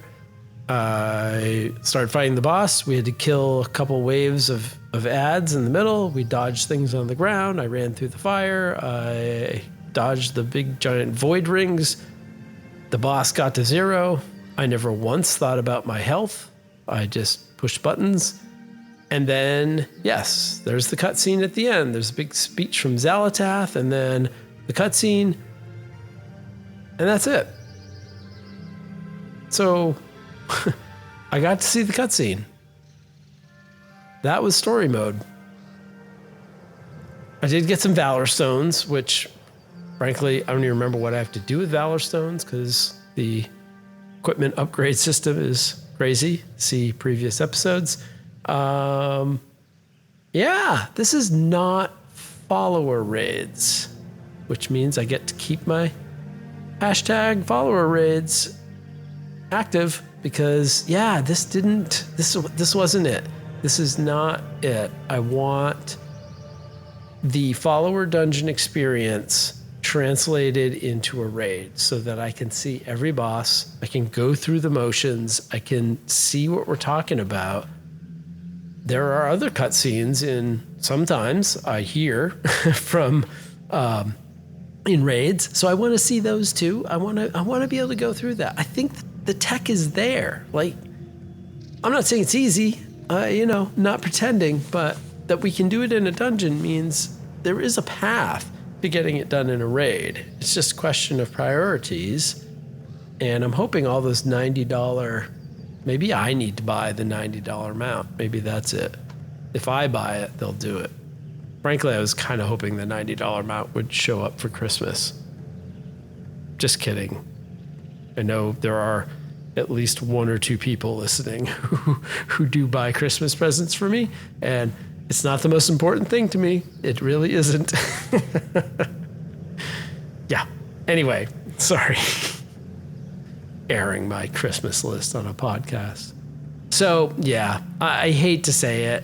And I'm not going to say, ooh, I knew it. I did know it. I didn't want to know it. I'm not glad to be right. Story mode just is not follower dungeons and not follower raids. So I'm holding out hope. Come on, Blizz. I've praised your store mounts. I praised your Titan disk system story doling out method. I even bought other mounts that I didn't have to. Not the $90, but $50. Come on. $70 if you include the money that goes to the good cause. Hashtag follower raids. Let's do it, please. Which reminds me, I have a rant about raids that I'm not going to do this time, but we're going to do it at some point. I'm going to tell you my rant about raids, which you do not have to listen to because I don't raid. That is all the stuff I've done this month, which means let's change gears and let's get to that main topic. Let's get down to business. This story begins with my childhood.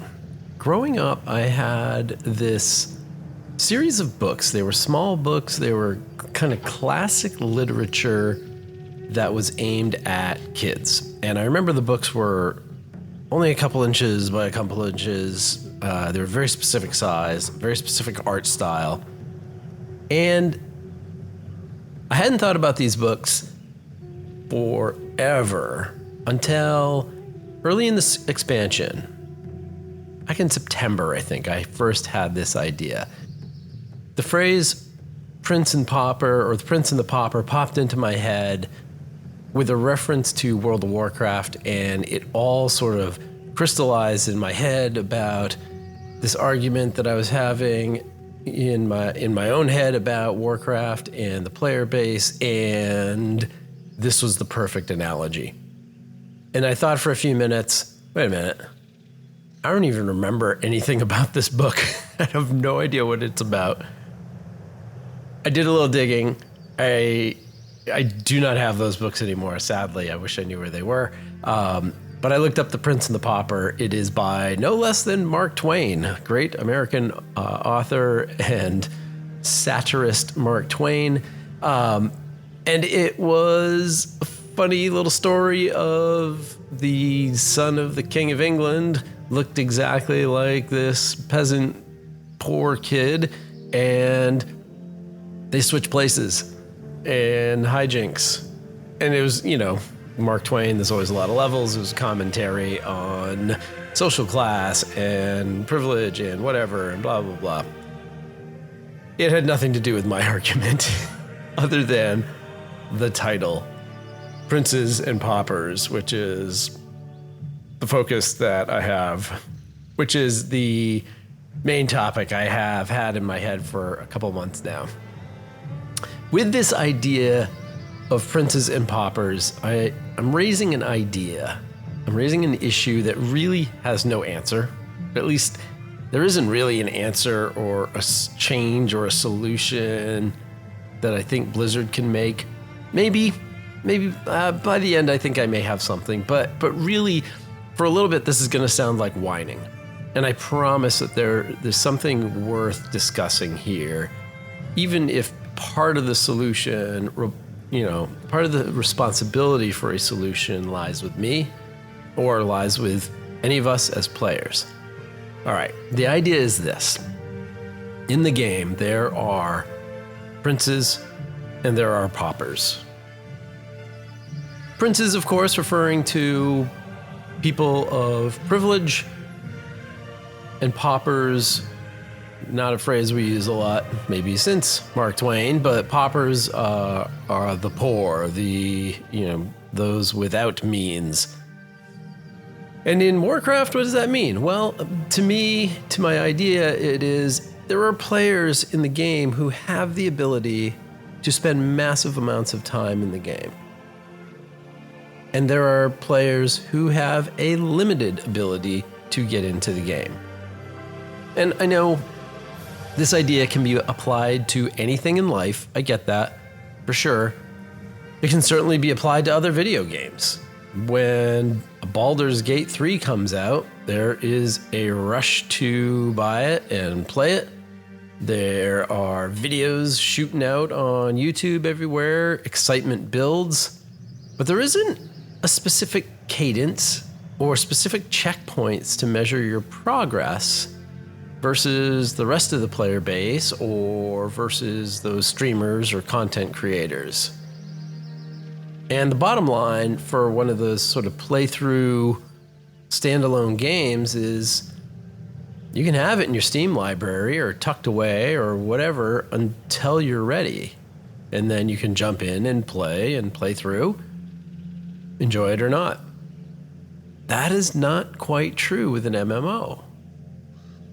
And this thought, this Princes and Pauper idea came to me first as a player, not as a podcaster, but as a player and as a consumer of WoW podcasts. I was listening to somebody, I don't even remember because it was a couple months ago, and it occurs to me it's really easy to get, I hate the phrase FOMO, but that fear of missing out, or really it's not that, it's the fear of falling behind. That's more what I'm talking about. And if you fall behind enough, then yes, you do miss out. So ultimately, sure, it is fear of missing out. But if you listen to content creators and others who kind of zoom through WoW, it is easy to get that feeling. I remember when this occurred to me, I was listening to one particular person comment on their leveling strategy for the second and the third alt in the second week of the expansion. And that really made me feel like another class of player altogether. And I am. Like, that's just true. I am a different class of player, and I know I'm not alone.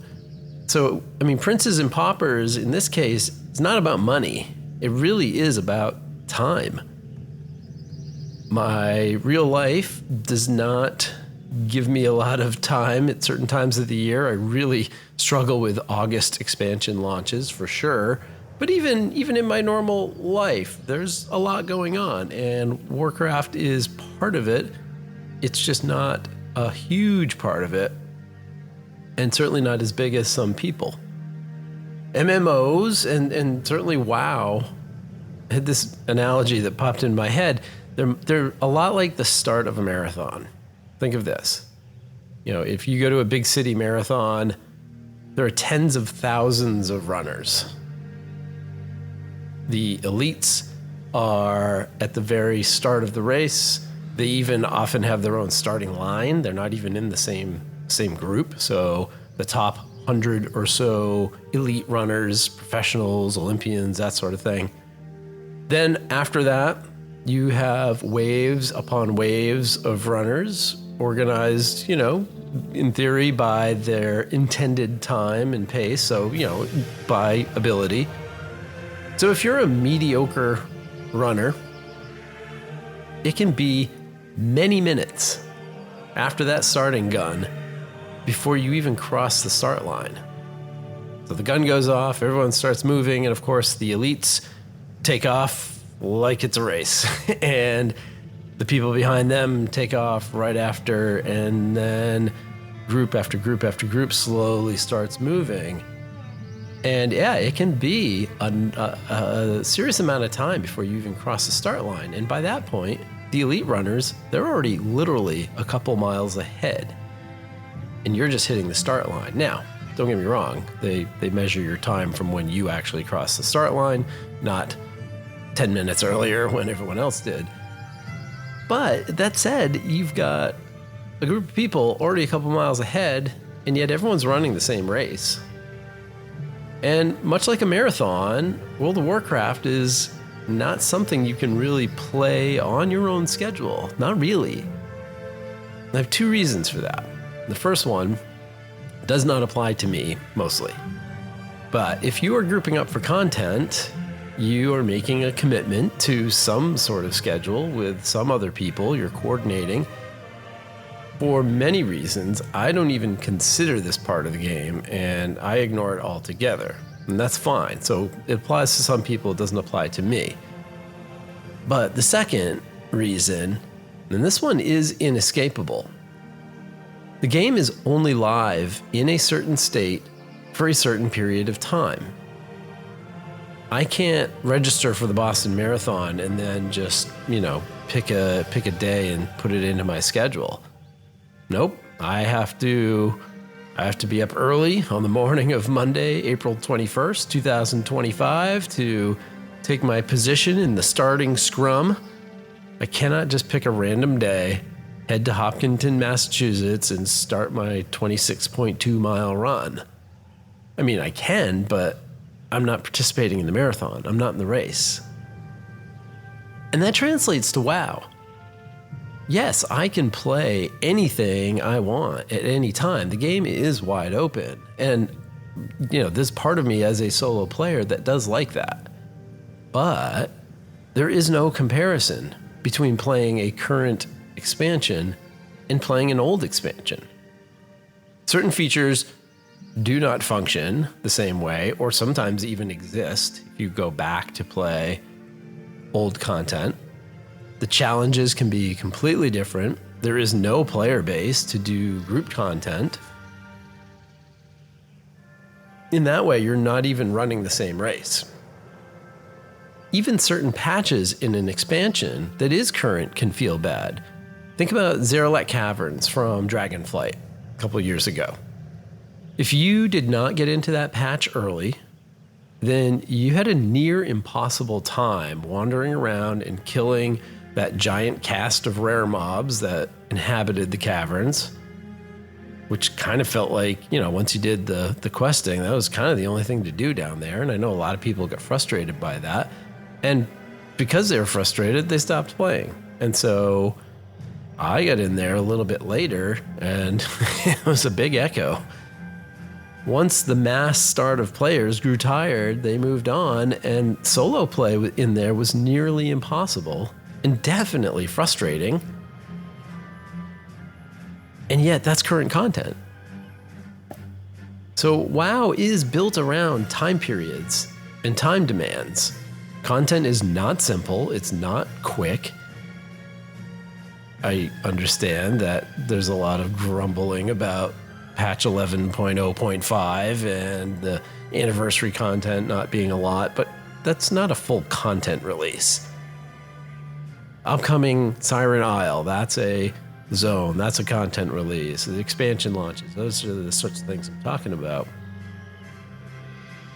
And often one type of content is required to get to another type. So the princes and the princesses have time to move through the content in a timely fashion. They can get to level 80. They can get a couple more characters to level 80. They can use one character to farm up mats or gear or whatever. They can spam dungeons to gear up for raid or to push mythic keys. The Paupers get into the game, and whether it's on time or maybe you're coming in a little late or coming in when you have the chance, and you can see a lot of people ahead of you in the race. There's a lot to do, there's a lot of things, and you know that the current patch or even the expansion may come to an end before some of your goals are reached. And I don't even mean like, oh, I want every single mount, or I still haven't completed Lore Master for Dragonflight, because there's so many side quests in the Sojourner achievements, all the side quest lines that you need to do. And I'm having the same problem here in The War Within. There's a lot to do. And even if you are not someone keeping tabs on streamers or following along with YouTube video creators or podcasts, and by the way, this is not you by the very fact that you are hearing these words, so haha. But even if you are not doing those things, you know as a player that there is a countdown timer in this game, always. It's always ticking before the player base is going to move on to a different part of current content or different expansion or different activities. As I said, this ends up more being a me problem than a Blizzard problem. I am not asking developers to put out less content, to cut the number of quests by 50%, or put out less transmog or less battle pets, or make the game able to be completed in 60 minutes. The real question is, how do I handle this overwhelming feeling, this frustrating feeling? And, princes and paupers could be a lot of things. Could be mounts. I see people passing 1,000 mounts. Even 600 mounts seems like a lot.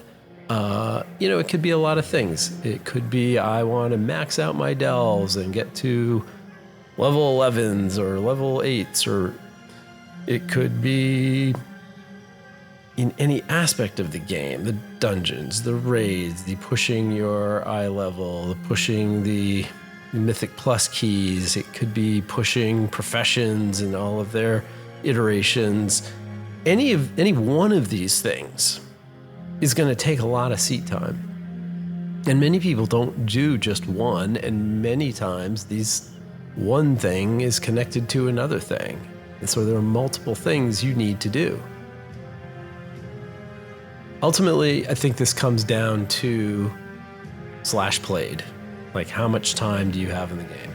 It could be a lot of things, but ultimately it comes down to how much time you spend in the game. And that, for me, has never been as much or as consistent as I would like it to be. Again, me problem. But that said, I think there is a disparity between some of the more visible members of the WoW community and what I imagine to be a fairly large percentage of the player base. And that disparity is not reconcilable. And that's what I mean by Blizzard can't just make 2 games or trim it down to fit one of these groups. Content creators are certainly among the most visible. Streamers might be the most visible. You're literally watching people play the game and talk about the game. And it's funny, I always find that watching streamers is a little odd for me. Not odd like, why would you do that? But if I find time in my regular life to pry myself away and get some time at my computer, I kind of want to play the game myself. I don't want to watch somebody else play the game. So that is just kind of funny to me. But every now and then I do jump in on someone's stream or, do some Twitch drops, which I definitely pay attention for 4 straight hours the whole time. Yeah. But so I am exposed to that, and I get that feeling of, oh yeah, they're 7 hours of pushing keys or doing this or doing that, and I struggle to find that time in, whatever it is, in a week, in a couple days, what have you. I know now I'm just trying to clear literal quest log space after finishing the campaign, because in every zone you grab a quest, then you grab the 2 more that are near it, but you focused on the main story, so you moved on, and those quests are still sitting there. And I feel like they've bumped the quest log up to 30, but man, oh man, I still am maxing it out all over the place. And then I have to drop a bunch and know, okay, I got to go back to that zone and do that. There are so many quests in the game, which again is a good thing. Ooh. But it feels like it's really hard to catch up. And it feels, maybe more importantly, that I have no ability to stay focused on one thing, one part of the story. In recent episodes, I talked about the debate of, should I do main story quests only and get to the end, come back to side quests, or should I quest by area and complete that area, take in all of those stories together, and then move on? Or is the answer some disjointed combination, which is what it ended up being for me? Yeah. If you're someone with focusing issues, this everything but the kitchen sink approach, fire hose approach to quest creation adds another layer of difficulty to this game. The indecision aspect of the game. One example. In my notes, I mentioned the packs in Ash-Kahet. The weekly make a pact, get a thing. You're signing on to one of the groups. It is just one layer, one example of this complexity that is really hard to navigate. If you only had packs in Ash-Kahet to worry about, wouldn't be bad. You'd figure it out. And in fact, one of the things I noticed was there is an NPC called, his name is Yamas the Provider. And you click on him and he has more information than I have ever seen on an NPC in this game. This is a fantastic quality of life addition, but the very fact that Yamas has so much information to give you is part of that complexity and confusion bloat that really is overwhelming to us paupers who don't have that time. Time is money, as they say. Time is precious, even more than it is money. And for every Yamas the Provider and every specific type of, part of the game, there are so many parts and so many Yamases to click on and get all the information and then come back weekly and do. And so there's so many plates that you could be spinning. One of my thoughts was, it feels like this is exactly that point in the expansion. And actually, when I made these notes, it was numerous weeks ago. So this point was a while ago, but it's that point in the expansion when I feel kind of the same thing every time when I'm not able to jump in and play a lot in the beginning, both of an expansion or even of a major update, like a 0.1, 0.2. And maybe it's because I listen to too many things, too many podcasts, and the people I'm listening to are getting too far ahead. But I think the problem is the same even if you don't do that. There are so many things in the game. There's so many ways to play. Each feels a little bit like an escalator in a different direction. And all the escalators start at the start of an expansion. And then after the launch, they can start to get hard to find. If you miss a few weeks and everybody's already going up those escalators and the entrances to them get a little overgrown by the time you hop into the game, it can feel hard to start all of those different activities. It can be hard to know where to start.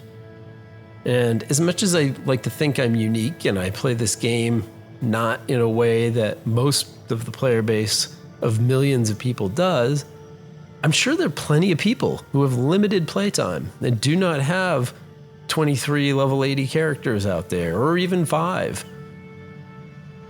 It's hard to figure out the exact problem. Therefore, it's hard to come up with a solution. I do think it has to be a solution that does not take away from the rest of the player base. Again, I don't want the game watered down, cut in half, or anything like that. But I know there have to be tens of thousands, if not hundreds of thousands of players who play this game casually, at least when measured by the time they invest. And this is a hard game to play casually. And I guess maybe that's where, as I think through this, that's where the solution from Blizzard can come. I think a casual player should be able to hop into the game, have more guidance on where to go and what to do. You know, should a game that requires so much seat time to, quote, complete a content cycle, even if you're only doing it in one or two types of activities, should that require research on top of that seat time? I know there's an adventurer's guide built into the game, and maybe that's not used enough, but I also know that it's not super active. It can give you some breadcrumb quests. Sometimes it doesn't do that. Sometimes it just describes a thing. Sometimes it tells you where to go. But I don't know that it's in your face. It's not in the UI. Can there be a more active mechanic in the game to get you pointed in the right direction?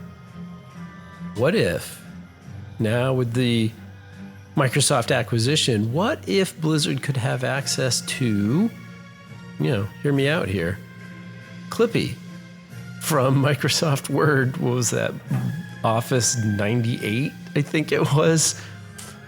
When Clippy would show up in your Microsoft Word document and, hey, seems like you need help with punctuation. Maybe I can lend a hand.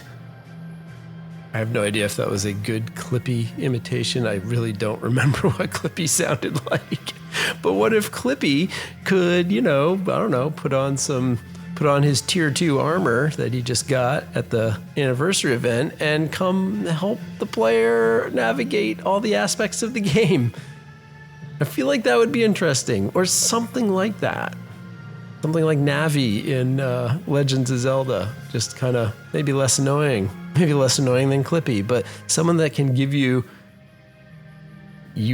want to know where to go? Here you go. Here's a mechanic in the game that can help steer you towards starting things, get you started. Ultimately, I know that what I need is, I need to adjust my goals to my time available. I can't go to the buffet and fill my plate knowing that I only have, the ability to eat so much food. I have to be responsible for my own choices, my own priorities, and, base that all on my own commitments. There's no doubt about that. And now, for the last year, I have further complicated that by taking a certain amount of my free time, my Warcraft time, and devoting it to making this little podcast. All me problems, I get that. But all that said, it still feels like there are ways to explore how Blizzard could make the game a little easier to navigate, a little easier to find and engage in these many systems of the game, more easily, more quickly, without wandering around aimlessly. Something that will help steer you in directions instead of, and I hear people complain about this or say this, log in, see the craziness of the current hub city, think about all the aspects of the game, feeling both overwhelmed and behind in the same instant, and then just kind of log out again. There needs to be something that can do that in-game without a disconnected dive into Wowhead or YouTube. Podcasts are still okay because, you're probably listening to a podcast when you can't get in-game and you can't get to your computer. Like, you're driving or riding the train or you're at work. So, therefore, podcasts are still the best. All right, yeah, I need to work on priorities, but wouldn't it be nice to get a little bit of navigation in the game? I guess that's where I come out at the end of this, from the princes and the paupers. One pauper asking for a little bit of navigation help. All right, that's the end of my main topic rant.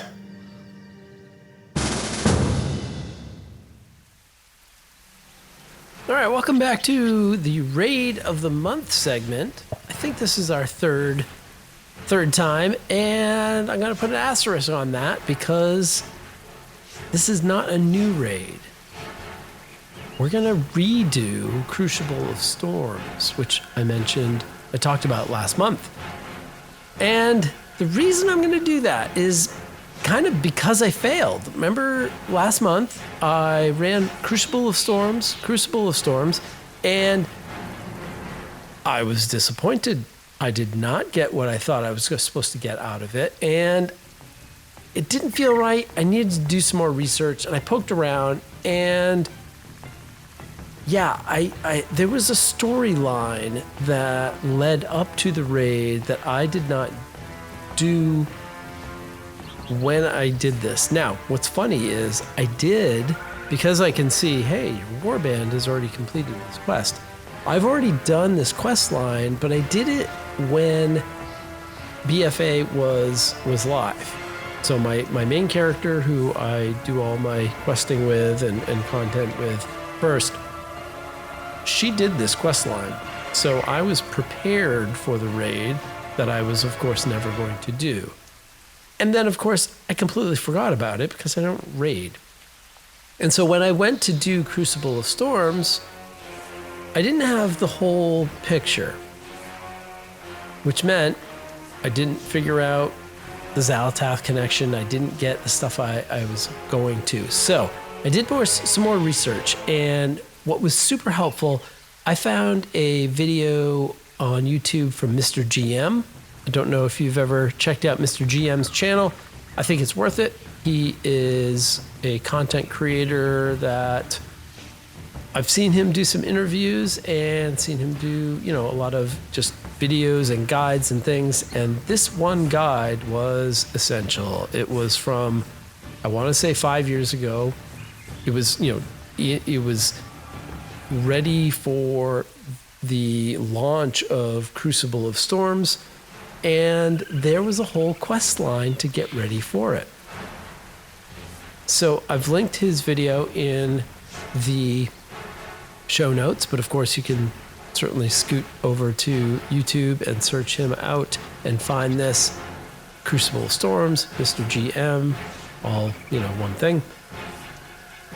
And everything made way more sense. So I hopped on to a Shadow Priest character who I have, which seemed appropriate, who had not done this yet. And essentially the start of it is you need to go to either Zandalar or Kultiris, and you need to find a very specific Naga attack. And essentially this is a world quest that shows up.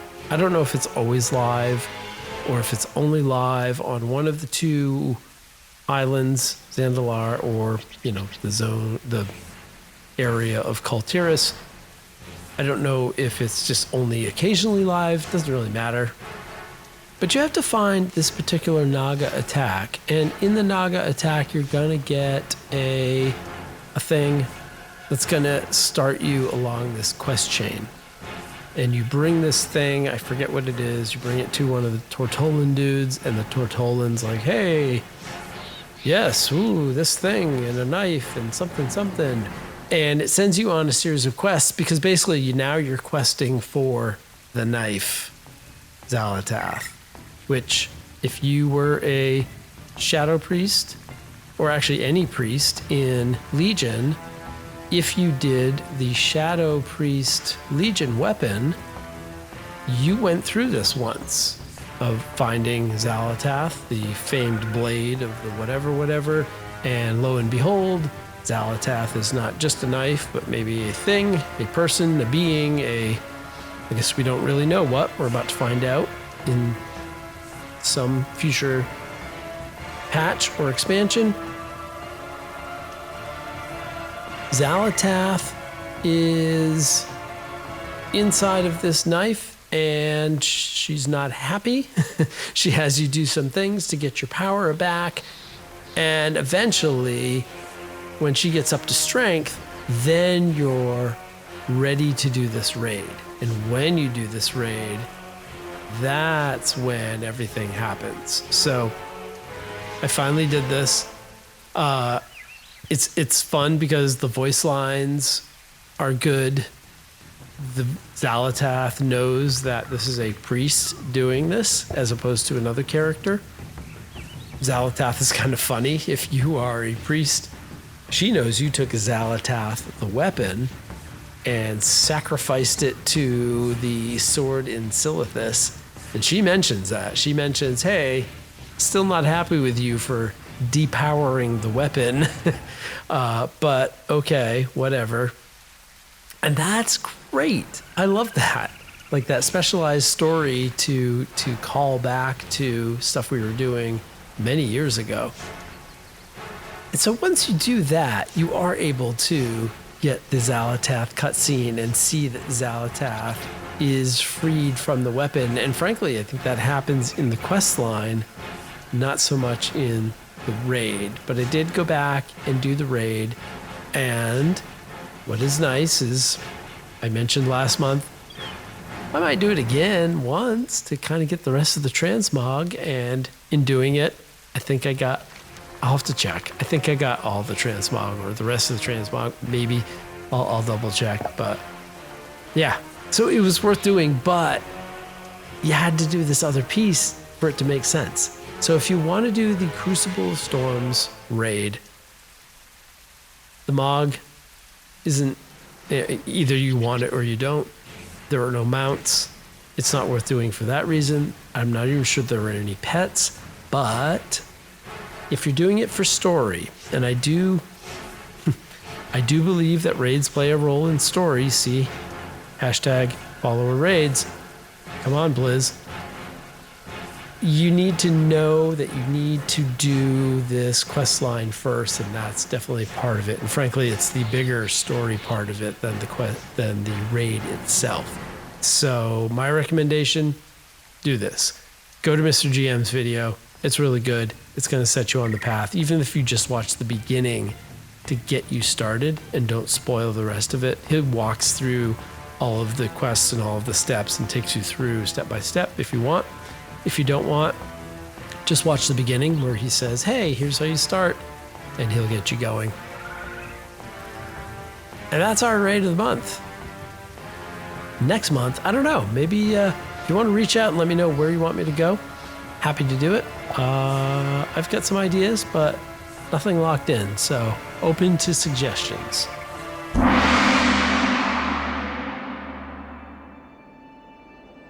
Two more things before we get out of here. One is more game related. It is an add-on recommendation. This is not something I think I want to do a regular segment on, but every now and then I'm happy to recommend an add-on to you, and this seems like the right time in the Warcraft world to recommend to you Saved Instances. Saved Instances is an add-on that tracks a lot of progress, currency, raid lockouts, weeklies, dailies, various events, various quests, including, the new stuff, the weekly events, all the stuff you want to do in the War Within, and the anniversary event. Saved instances is pretty handy.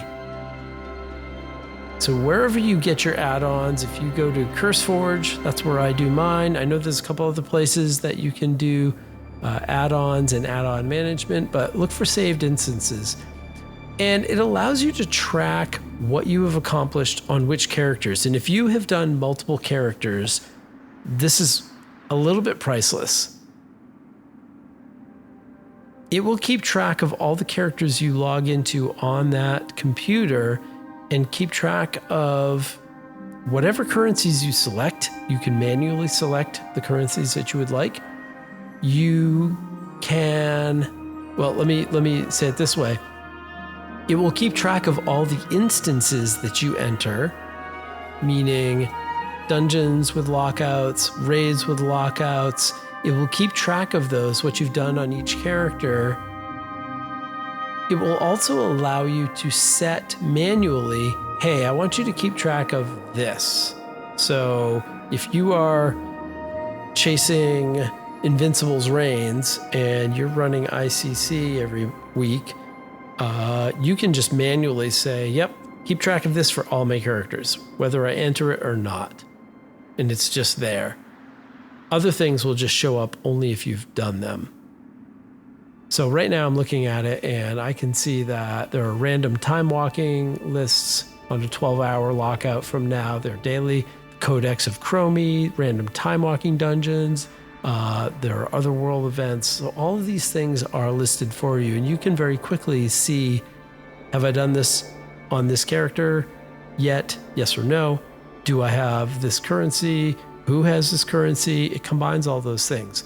If you're someone who plays WoW on multiple computers, that's where it gets a little funny, because I often play on my laptop and then I come down to the solo queue HQ down here in the basement on my desktop, and it won't necessarily know the same things unless I log into those same characters. So there is a bit of that going on, but you're going to get that with basically any add-on. Saved instances. If you play a lot of characters, I think it's a really good way to organize things and help you see kind of the whole vision of what's going on.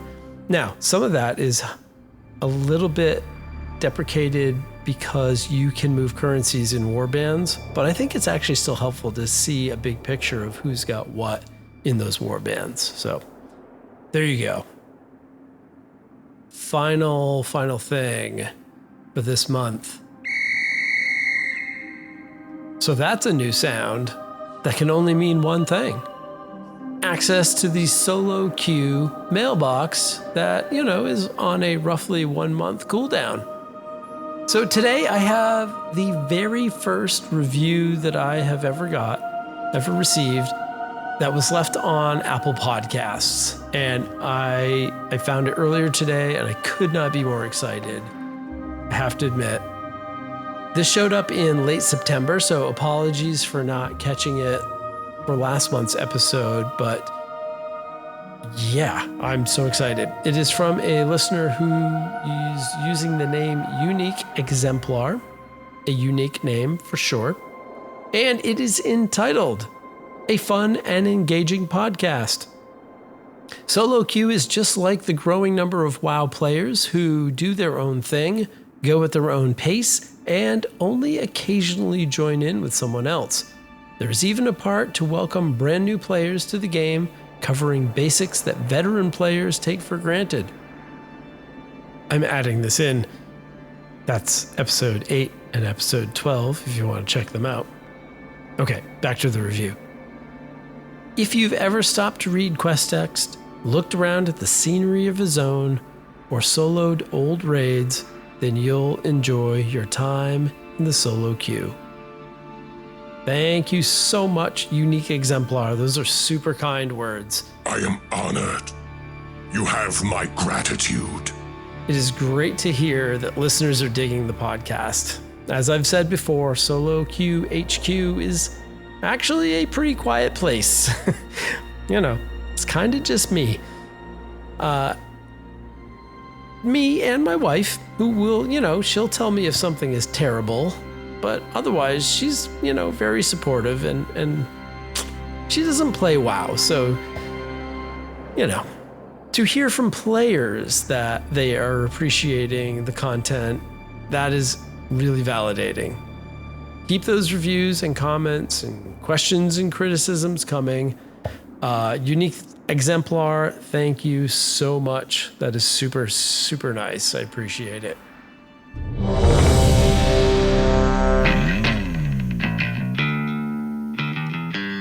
Well, it looks like finally our time in the solo queue is up for this month. I need to go answer my 20 plus trivia questions for the day and keep chipping away at War Within Loremaster. So that's what I'm going to get to. Remember that all the music you hear is the work of the amazing people at Blizzard. Hashtag don't play muted. Come on. Really, the grand. This place is beautiful. The music taking us out, of course, is the song Ogre by my friends in the doom metal band Ogre. The 25th anniversary year rolls on with a show on Saturday, November 23rd. I told you I would tell you. November 23rd at Oxbow Brewing in Portland, Maine. I will be there for sure. You should be there. So come say hello. If you're anywhere in the neighborhood, I promise you're gonna dig this band. Please, come say hello. Maybe I can get them to play the solo queue opening music live. I hate to say it, but I feel like that song has become mine and not theirs. Not sure if I can tell them that, but maybe I will. We'll see. Of course, I want to thank everyone who made this episode possible. My lovely and supportive wife. She is amazing. The good folks at Podbean who host Solo Q, of course. And if you want to support the show, even in a small way, you can find the show at patreon.com/soloqwow. I want to thank my contributing patrons, Andrew, Righteous Bandy, and That Sky Guy. That Sky Guy bought a house recently. Hope that's going well. Got to check in with him. Those three help pay the monthly bills for Solo Q, and, they occasionally jump into that Solo Q Patreon chat and let me know how things are. So you could do that too. That'd be great. Thanks also to free members of the Solo crew, Max, Eddie, Tim, and joining us just this month, John. I saw you sneak in there a couple days ago. Thank you for giving a thumbs up to the podcast. It's appreciated. Another way to give a thumbs up is a 5-star rating on Apple Podcasts or on Spotify. Those ratings help the show grow. Constantly blown away by the growth, so keep it up. Tell your friends. And if you really like the show and you have a couple of moments, you could be like Unique Exemplar and write a review. That really was incredible. Thank you so much. You can contact me at SoloQWow, that is SoloQueueWow, @gmail.com with questions, feedback, or stories of your own solo WoW experiences. You can reach out to me at the same SoloQWow on Twitter and Blue Sky. Like I said, trying to do a little bit more Blue Sky, who knows? I also post and check Facebook, Instagram, and Threads. All the same name. Branding 101 right there. Hey, get ready for Warcraft Direct on November 13th. Coming right up. I really hope there's some exciting new things coming our way. I've got thoughts. I'm just going to wait to see what they have to say. Got a couple ideas for a follow-up episode after the Warcraft Direct, but I was in my script, it says, but nothing is concrete yet, but I literally just checked my phone. I'm not kidding. This 2 minutes ago, and the person I reached out to said yes. So, we haven't locked down details, but this person has agreed. Someone you know, I'm excited. I hope this works out. Talking about Warcraft Direct, what's coming for Warcraft, the universe, and maybe even a look back into some of the history of Warcraft and Blizzard. We'll see where things go. How's that for an announcement of no details? All right, cross your fingers. Hope it works out. Regardless, we will talk about it all the new shinies, and maybe even the reforged shinies and whatever else comes along the next time we hop into the solo queue. I'll see you out there. What was the name of the human who helped Thrall escape his imprisonment in Durnhold Keep? Caramin Langston, Arthas Menethil, Jaina Proudmoore, Taretha Foxton. Well, she might sound like a British pop star from the 90s, and that's actually how I remember it, but I think the answer is Taretha Foxton. Wow.